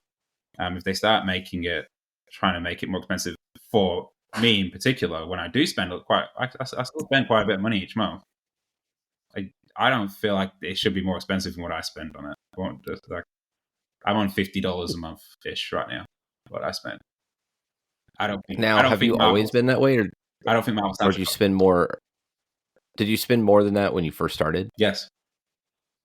Yep. So that's something that I don't remember exactly what Devilish had said, but it kind of made me think about this. Is if these packs can help people get through Series 3, and that's when people are generally spending the most amount of money, that's just a way to suck more money out of them in the short term to get them through and caught up. That might be, I mean, it's not a bad thing, I don't think. If somebody wants to pay to get through, I did.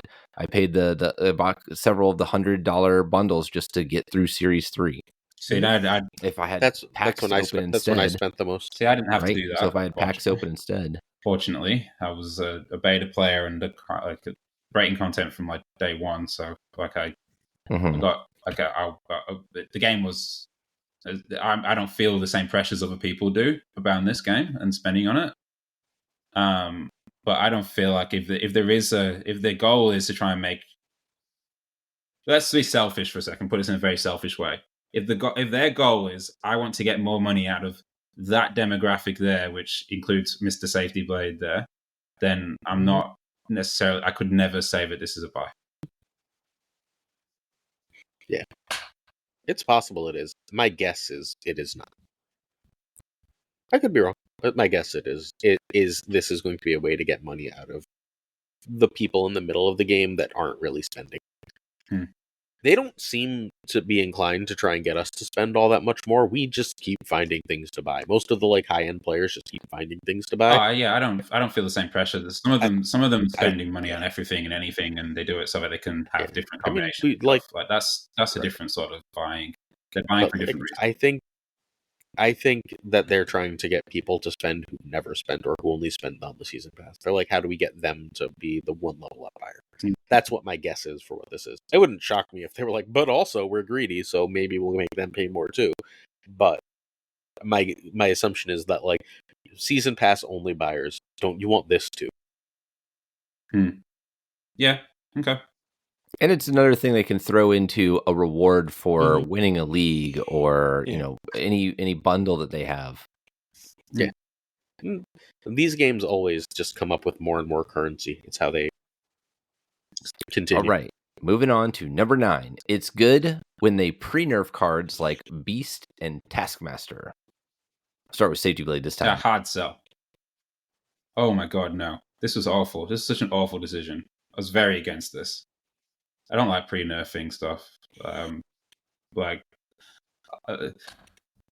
You've had developers on. I won't be too rude about this. I don't think they should pre-nerf something with their track record. I don't think they should have pre-nerfed anything. They should be allowing the game to develop a little bit. I'm pretty sure I know what the pre-nerfs were for with these two. And if I'm anywhere near right, I think they were way too cautious on a part of the game, which could have actually been interesting.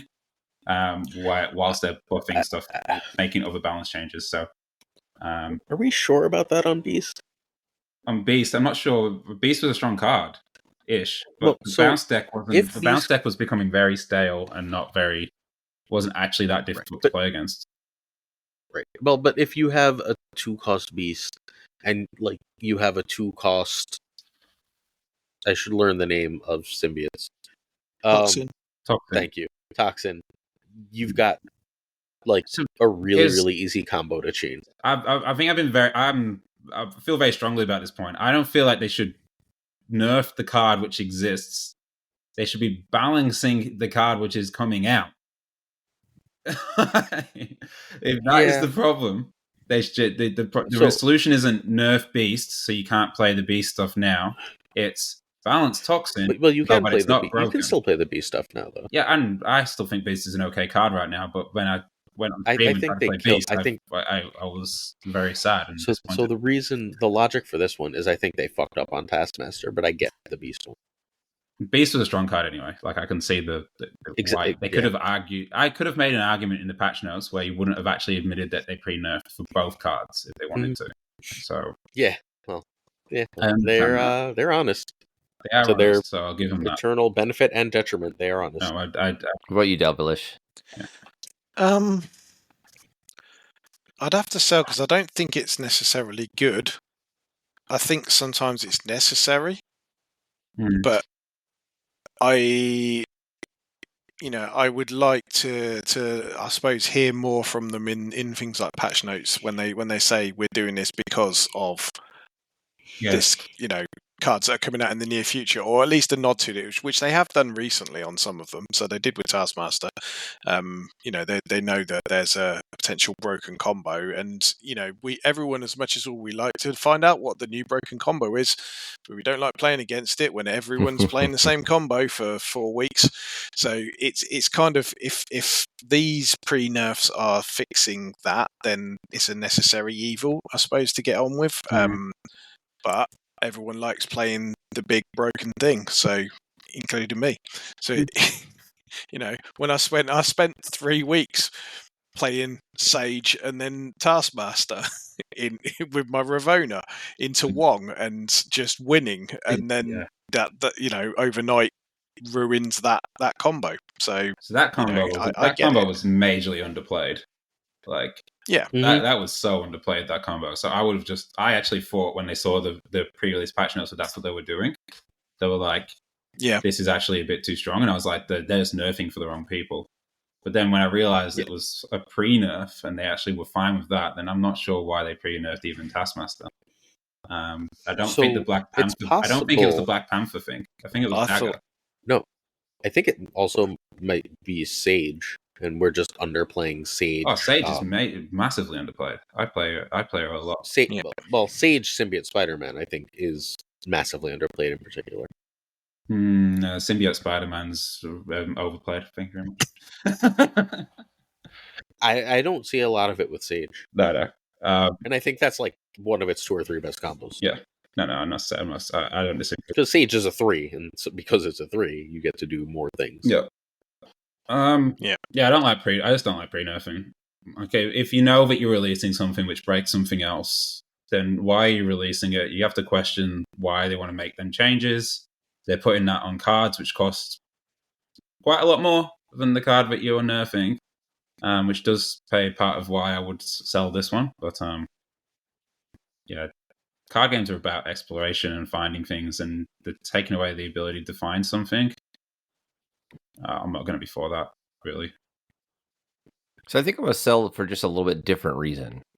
So they know the data mines exist. They know that content creators are making content. I think nerfing something before a card comes out that we've been excited about talking about and building theory crafting around for so long, like just if they have an idea of a card that's going to break a meta, line that up with an OTA next week, right? They know when these cards are coming out.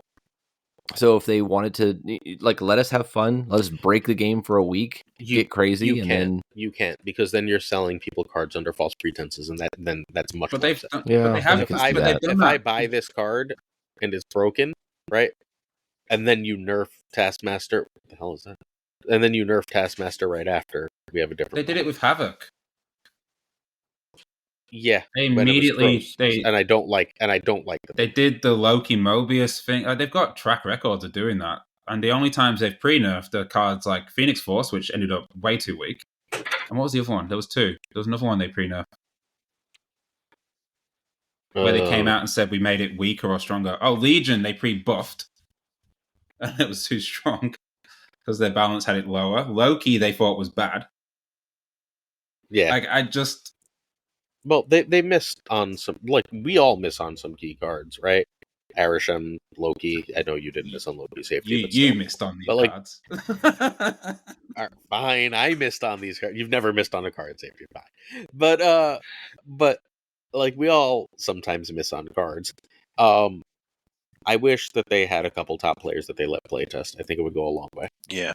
I don't disagree with them changing it if they do have some, like, I just think they're taking away a big key part of what a card game is in doing that, and their track record with I don't think they've hit a pre-nerf correctly.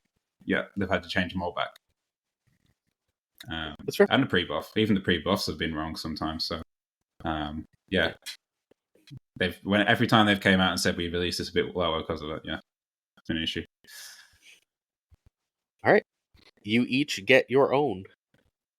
What is your buy or sell? Okay, I'll go first. Oh, I got a spicy one. I need one. Kang the Conqueror should be same ability but activate and cost 3. Woo, 3. Anyone want to answer that first? Because I know my answer. I think I'm gonna buy for it. I'll try that thing out. King sucks. King was like one of the first big bads that I got, and I was I didn't even know what to do with it. It feels so bad just collecting dust in my. I'll try anything with that card that makes it different. I'll buy. Yeah, I'll buy. Why not? This is like what's the worst? You get to play Kang on. They snap on turn 2. On turn 3, you get to play Kang.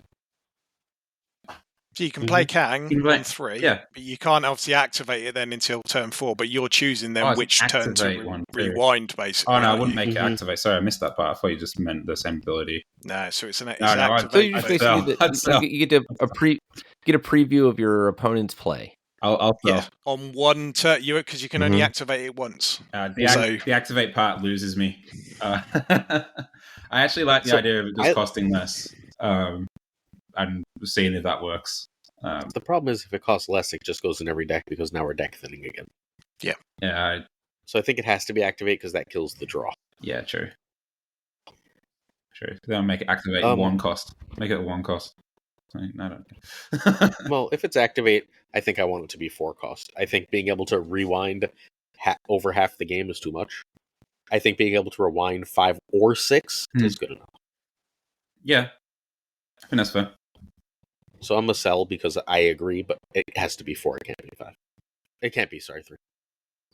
I think it's literally just 1 turn too many. Cool. All right. Safety or Gunny? Do either of you have one? You still thinking the safety? I'm trying to decide how to word it, so yeah, I'm still thinking. Okay.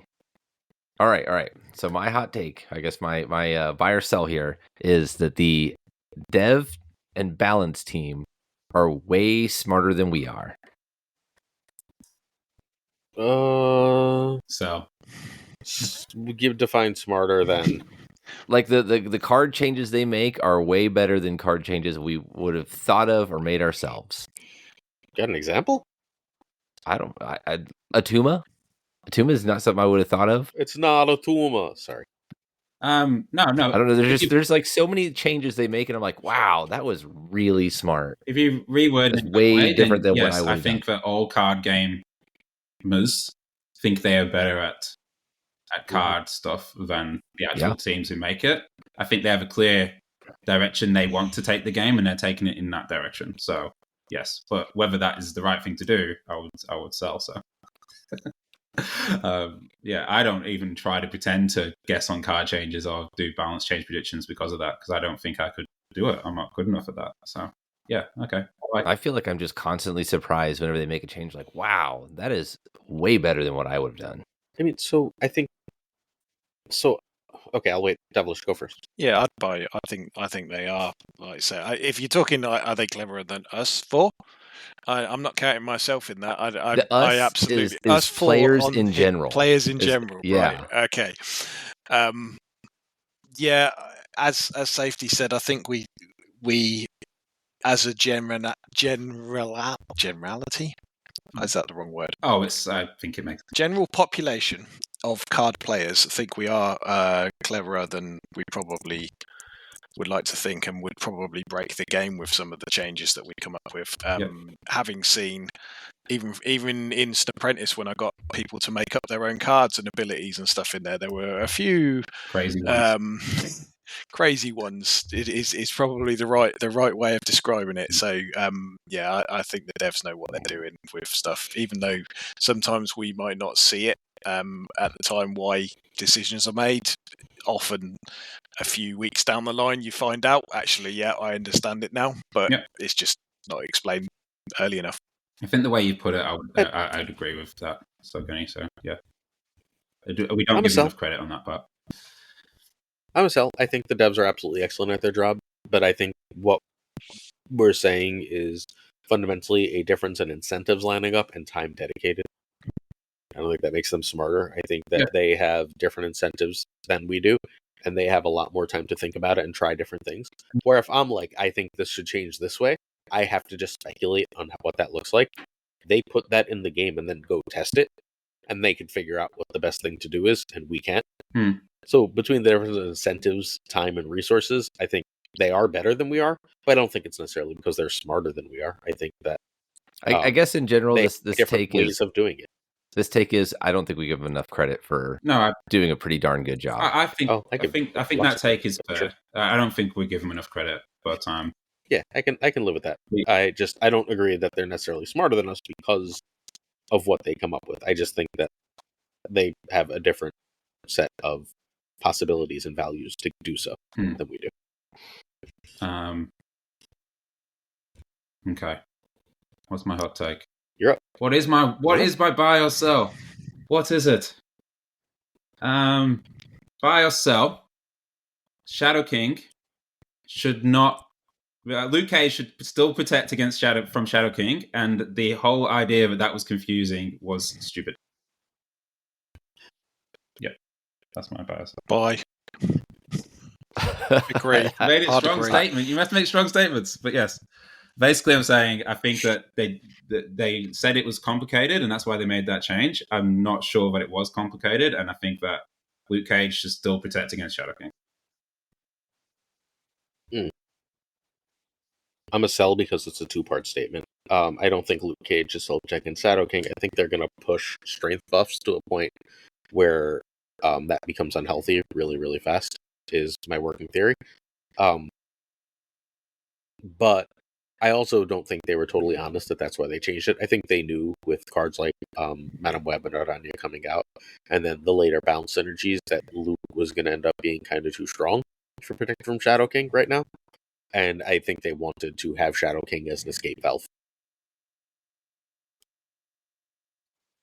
I think I'm still confused on how the card works. Well, they played it for so long. I definitely lost a game because I thought it worked a different way than it did. So I'm just more confused than I was originally because I learned how it worked. Yeah, they said that it was because it was too confusing. But now I'm more confused. And I'm much more confused. Because I knew how it worked before. Every now and again, I'll still see someone. I've had multiple people still playing Luke Cage and Shadow King together and going. I've done it. I've lost a game that way. I was like, wait, what happened here? So does Shadow King now stop Valkyrie? Yes. Okay. The only one it doesn't stop is the Shadow King stops. Works through absolutely everything, and Luke Cage even if Luke is out, there's just no interaction. Luke Cage only doesn't work with Shadow King. It works with every single other thing, including Valkyrie. Okay. But it doesn't work with Shadow. Shadow King is the only thing that goes through Luke Cage. That's it. How is that? Yeah, that's just more confusing. That's why. What if Shadow King just said, set all cards to original stats? I think that's what it does say. That's what it does. Does it? Okay. That's what it does now. Yeah. What if Shadow King said exactly what it does? But how would you feel then? But then what does it not work against? Luke Cage should still stop it, I'm saying. At all times, I think no matter how you word it, Luke Cage should actually stop Shadow King the way that they've designed these two cards. Okay. And yeah, they've actually added complexity with something that they said was something which was make it less complex, and I disagree with it. Yeah. It definitely didn't work the way I had thought it did for some reason. I can't remember the exact situation, but I was like, "This." Oh, it will be the make Shadow sense. King Luke Cage. I've seen lots of people do it. Like there's people still running the two in the same deck and then trying to do it and then losing. So, well, sometimes I run the two in the same deck, not because I think it works, but because I want it. well, that's different. That's different because you play more. But when I run into someone who doesn't play as often, I've had a few people do the Deadpool emote as recently as yesterday, because they Luke Cage and Shadow King on the same lane. Ouch! It hurts. But that's my buy or sell is that they added that change was stupid because it made it more complicated. And yes, the second part of the statement is that I think Luke Cage should still stop Shadow King. I mean, I do too because I miss Noki, so I'm going to selfishly buy. I want old version back, the one I know how to play. Yeah, whichever version is that. I don't. That's so you're buying. Yeah, I'm buying. It's what we call a buy. Good job. Quit confusing me. I get devilish. Do I get all buys? Yeah, I'm buying. I'm buying that. I preferred it how it used to be. There's also just sneaky plays you could do, which are pretty awesome. No, I think I felt like Shadow King's underplayed, obviously, right now. Like, so many people just can't fit it in their deck because the other thing is actually a lot of the reason they can't play it is because they're playing this stupid dumb combo that does lots of power, so they can't fit Shadow King in anymore. So I can understand why the change might have happened, but there's also just way too many decks going around that want to make green numbers. So difficult, like for instance, in my Affliction deck, I really wanted Shadow King in that Affliction deck, but I was not playing Hazmat. I was playing pretty much everything else, Cassandra Nova and Red Guardian and all kinds of other stuff.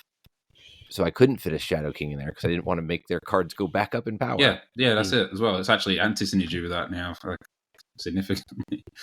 But yeah, Luke Cage, stop Shadow King. Still. Or I guess in my case, too many red numbers. I had too many red numbers to play a Shadow King. No reds. Yeah, it's not synergizing right. with a lot of things right now, which would have happened, I think, even with Luke Cage. I know that the fear is that you could have put Luke Cage in the deck and you would have just protected all of this. What about Shadow King with War Machine? Why? I don't know, because you can. Shadow King should be next. Yeah, you could drop one of their big things down that did a thing. You got a move deck doing some crazy stuff. All right, cool. Sure. Like I don't. You play your Crossbones and Shadow King on turn 6. Okay, it's actually not bad combo at 6. That's not a bad combo on 6. It will work. Yeah, I actually don't think that the pre-fear about that would have been as bad as people think either. Like I think we would have. It's the whole putting Cosmo in the deck with important on reveals argument, which I make a lot as well. So I have a personal opinion about it. That you're playing too many of the cards which stop your own deck. Like you're gonna have trouble anyway. So who knows? We'll never know now because they pre-nerfed it. They did in fact pre-nerf it. Look, Noki I like Noki nearly as much as Bounce. And it being gone is just devastating for me. Like it hurts. All right. Boop. We are on to our last full segment. It is Variant of the Week. Who picked Art Germ? Oh, that was me, obviously.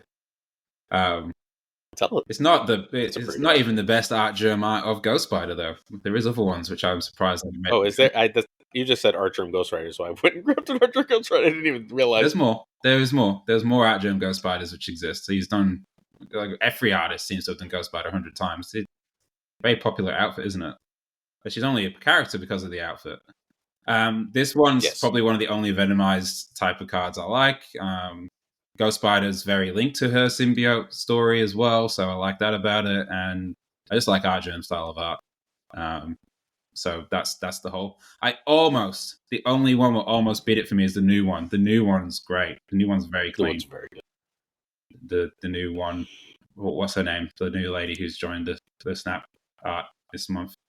Her one's really good. Very clean. Yes, I have no idea what her name is. But yes. I'm not going to try and pronounce it because I don't want to offend her or anyone. But yeah, she's a very good artist. I like her art, so I'm excited to see more of her stuff coming. Devilish, you and I had the same one. Take it away. Yeah, Peach. Good old Peach Momoko. It's gorgeous. I love the pencil lines on this one, the pastel colours, which we know and love from Peach Momoko's. One of my favourite variants in the entire game is the Peach Mystique, and this is quite close to that one in terms of how it looks. I really do like it. So yeah, I couldn't pick a different one. Yeah, I love it. It's the Peach where she's holding the phone. It feels the most Ghost Spider to me. I feel like I love her design, but a lot of the Ghost Spiders don't feel terribly Ghost Spider to me, which is strange. And I think this one really nails it. Yeah, I'd agree with that. I chose Baby. I really enjoy the like kind of funny arts in my Marvel Snap cards. So I like Dan Hip so much. I like the Baby variants a whole lot on a lot of different cards. Some of them are better than others. This one I think is pretty banger. It's just like whenever I play this game, I want to have fun, and I understand from like real comic book aficionados, like seeing the same art they would see from their comic books would make a lot of sense, but I'm not a comic book person myself, so I enjoy the art for a different reason. And I just think this one's really fun. It's got really great colors to it. It's popping. There's some action going on, and I think it's a fun variant. Nice. Nice. Yeah, it's a great variant, the Baby Ghost Spider. Yeah, it's cool. It's a great one. All Dan right. Hip Ghost Spider when? Yeah, For real. The Phoenix Force deck is so close to all Hip, and like just no Ghost Spider. Really That hard. Hip Or Phoenix Doctor Force Strange. Hip Phoenix Force is actually cursed. It's one of my favorite variants. It is so good. So I actually really think it's ugly, but I kind of like it in its ugliness. It's one of the few hips I don't like, but I know. I like it because of how horrible I think he missed on that one. I love it. It's kind of like the Hellcow pixel art. Hellcow pixel. Hellcow's awesome. That's phenomenal art. Don't you hate? Hellcow pixel's amazing. That was one of the only pixels I used for a very long time. Was that one? Yeah, I love that one.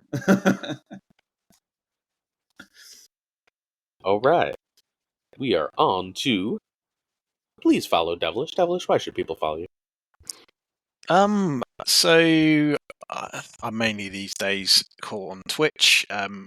I tweet a little bit less. I think a lot of us have started to do that recently. Twitter's turned into. I'm still going to call it Twitter. I refuse to call it whatever Elon wants to call it. But yeah, if you came onto my Twitch channel and watched me stream, I'm a UK streamer, and there doesn't seem to be too many of us in the UK that are kind of live. That are streaming out there that are kind of, I suppose, more well known in the Twitter social media circles these days. But I tend to come on most evenings.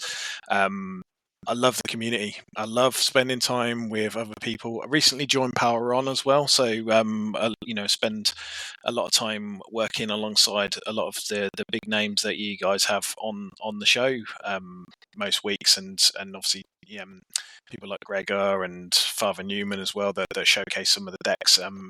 Really do enjoy collaborating with those guys. We like to have fun on my Twitch and on my streams, so don't take ourselves too seriously.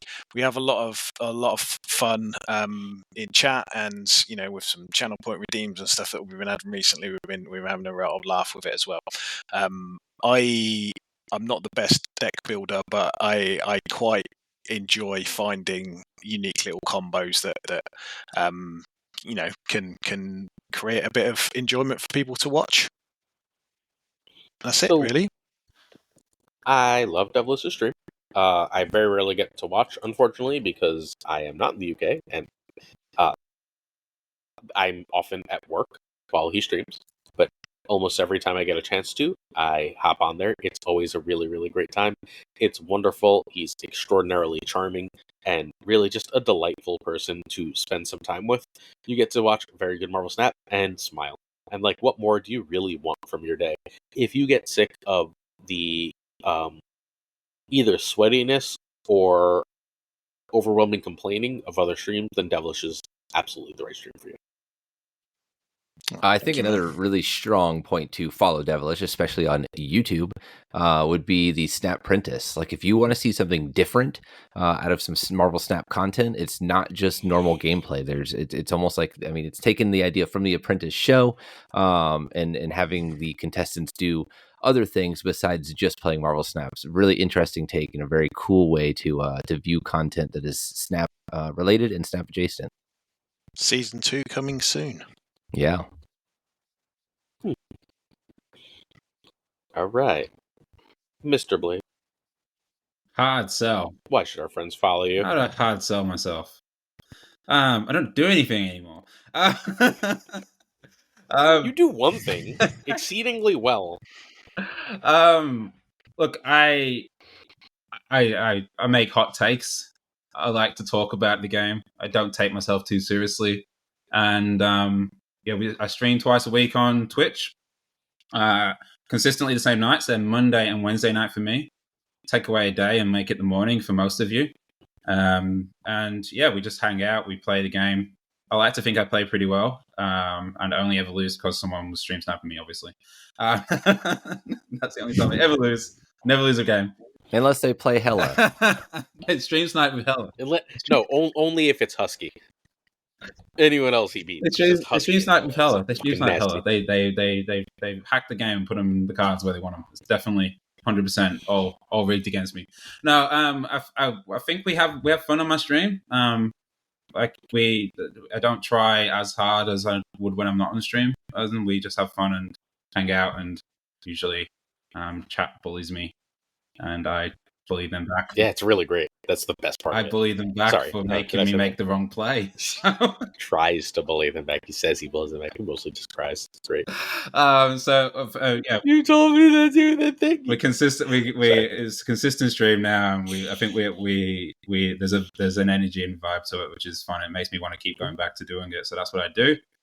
You can follow me on Twitter. I may go back. Might go back to Snapchat, but at this point they're both on indefinite hiatus because for reasons. But Pokemon. I mean, what? Pokemon's not the reason. I could explain why. I've explained why on stream a few times, but it became the content creation is harder than people think it is, and it can be a bit. Just remember that the content creators are people. As well. That's what I'll say. I'm not people. I'm content. Except for Glazer. Treat Glazer like a content machine, and only that content machine because that's all he is.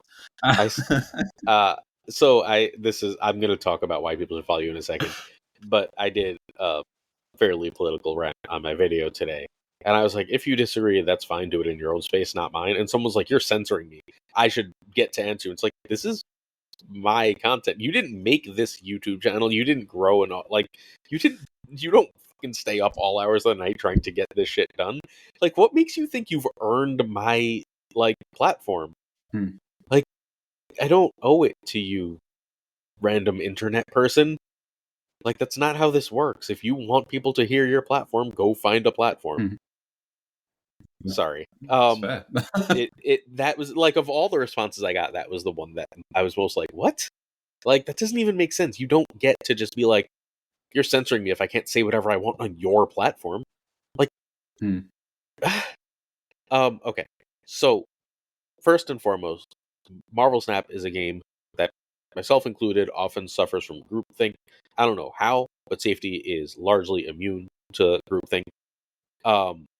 His opinions are often very, very different, which is especially impressive because, he called Arishem and Loki, right? And almost no one did. Like, he's very often correct in his wildly out there opinions, and I think that's both very impressive in the intelligence of it and very impressive in the ability to stand out and not, sort of be like, maybe I am wrong of it. But the other reason I really, really want you to go watch Safety is this show doesn't exist right now, at least in this form, and my channel doesn't exist in its form without Safety's early support. 3 or 4 creators supported me from day one, and Safety was absolutely one of them when I had 30 freaking followers. So A, you're gonna get amazing Marvel Snap play and takes, but B, if you like my content and I'd appreciate it if you supported someone who did a wonderful and amazing job supporting. Oh, thank you. That means a lot. It does mean a lot. Sure. If you want to know why I follow Safety, it's because I like playing fresh new decks, and Safety, I don't necessarily know if they're fresh new because they're just takes on a lot of his old decks sometimes, but they are... He's given up. It's just everything in the One Piece shell. Right? But like they're definitely cool decks that are just like, you look at it and you're like, oh my God, I just never would have... Like, it's very easy for like almost everyone in the Marvel Snap community to go Storm, War Machine, Legion. Like that's an easy 3-card. Like, you didn't break the game if you didn't see somebody else do it first. Okay, good job. Safety takes all these pieces and puts them all together in a really crazy way, and then you play the deck and you're like, wow, I definitely would have never thought about that. I mean, what was the one you came up with not too long ago with White Tiger and Wong? You call it it's like my favorite deck. Yeah, but it was something Explosion or something. So the Big Bang Attack. That one, Big Bang Attack, right? So I was playing Big Bang Attack on my way home from SnapCon. It was just so much fun. That's just the White Tiger. The one piece about Nomura Glazer, but the different. Oh, I thought that was the Spirit Bomb. Spirit Bomb's Quicksilver. Is the Quicksilver Wiccan.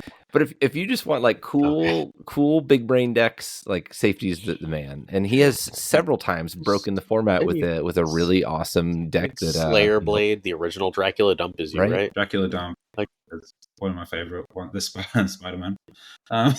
Very, very smart individual. It has just a brain for the game. I think it's someone that if he had a role on Second Editor's team, he would make the team better. One of like 5 people I could say that about. No, thank you guys. Is all very humbling. I don't take myself as seriously as and that's why you should come watch because I can actually have a laugh at myself too. I'm not afraid to be wrong as well, and I think that's another one thing that you will get if you come over. You'll get some fresh opinions and gameplay, and I'm not necessarily afraid to be wrong, and I'm pretty open that I make mistakes, and just like everyone else. I mean, I play the game like most people. So I'm gonna sub someone, and I'm not trying to sub someone, but there's no way to like give this compliment to both of our guests without it. There's some people, like, everyone's opinion must change sometimes in Marvel Snap because no one's right all the time, right? There are certain creators, and I'm again not like I'm subbing someone, but I'm not trying to. Like, it's just there are certain creators that when they change their opinion, they act like that was their opinion all along. And Safety and Devilish do not. They say, "Here's what I thought at this point," and then that changed. I think that's really healthy. Like, I think pretending that you were just like crazy right all the time is ridiculous. But a lot of creators do it, right? They feel like if they admit they were changed their opinion, people are going to look down on them. And I think changing your opinion when new evidence or things change is really important. I think that's also true in the political sphere. Don't make me go on another political rant. I'm not going to do it. Subs. I'm not going to do it. I'm afraid. It's just okay in general to change your mind about things. You do not have to be stuck in your ways about something. You can change your mind about something. New evidence can come up and make it a different opinion. Context matters. And it's very easy for people in content creation not to realize that. I think I try and approach the game like a player first, though. So hopefully if you come and hang out, you'll see that. I approach it just like most people do. Play a lot of games on the toilet. And with that, I'd like to just note that I'm not a player, I just crush a lot. Here are our very quick Patreon supporters. I'd like to say thank you to Abigail Giesel, Manager Burnout Cables, Regardless, David Jimmy, Phil Dyer, Wolf LAB, FaThorNewman, Good Dog Gamer Inc., I am Frostman, Jane, Henry, Corbin, Prime Brian, Brian Burke, Kara Dixley, Koi Ray, Black Dahlia, The Great, Pyrofrost, Archangel 3K, Goat Seeker, Deadman Falcon, Quid Pro Joe, Docty, Game of Marvel Snap Content, Fat Nick, Kerfuffle, Mr. Kerfuffle, Ginger Prime, Philip Rakovich, Haplo, Kenny Loggins of the Danger Zone, Rob Silverman, The Business, Exorcy, and Skippy G, Tommy Nyquist, who once sent us League Season 1, The King of Bros, Grey Kazoo, Jessica Gamble, Ryan Wood, Kev Cioto, Ludacris, Quantum Quinn, John Q, Jim McHugh, Clam, 8 Sage, Mod Supreme Models, Darth Tater, Joe P, Brian Kaufman, Tristan H. Martin, Jason B, J. D. McDonaldino, The Fuzzer Dunlop, Spectrum X, Hoot, Matt H, DJ Mike Hedgings, NoFX, Ocularis, Seamus, Jonesy, Two Ties, The Great Larmadabs, The Pirate King Tuccrr, The Home Human, and of course GunnyT and Gunny. What does the T stand for? The T stands for the same thing it did last time, which is this podcast is over. Bye, everybody. Later. Thank you, guys.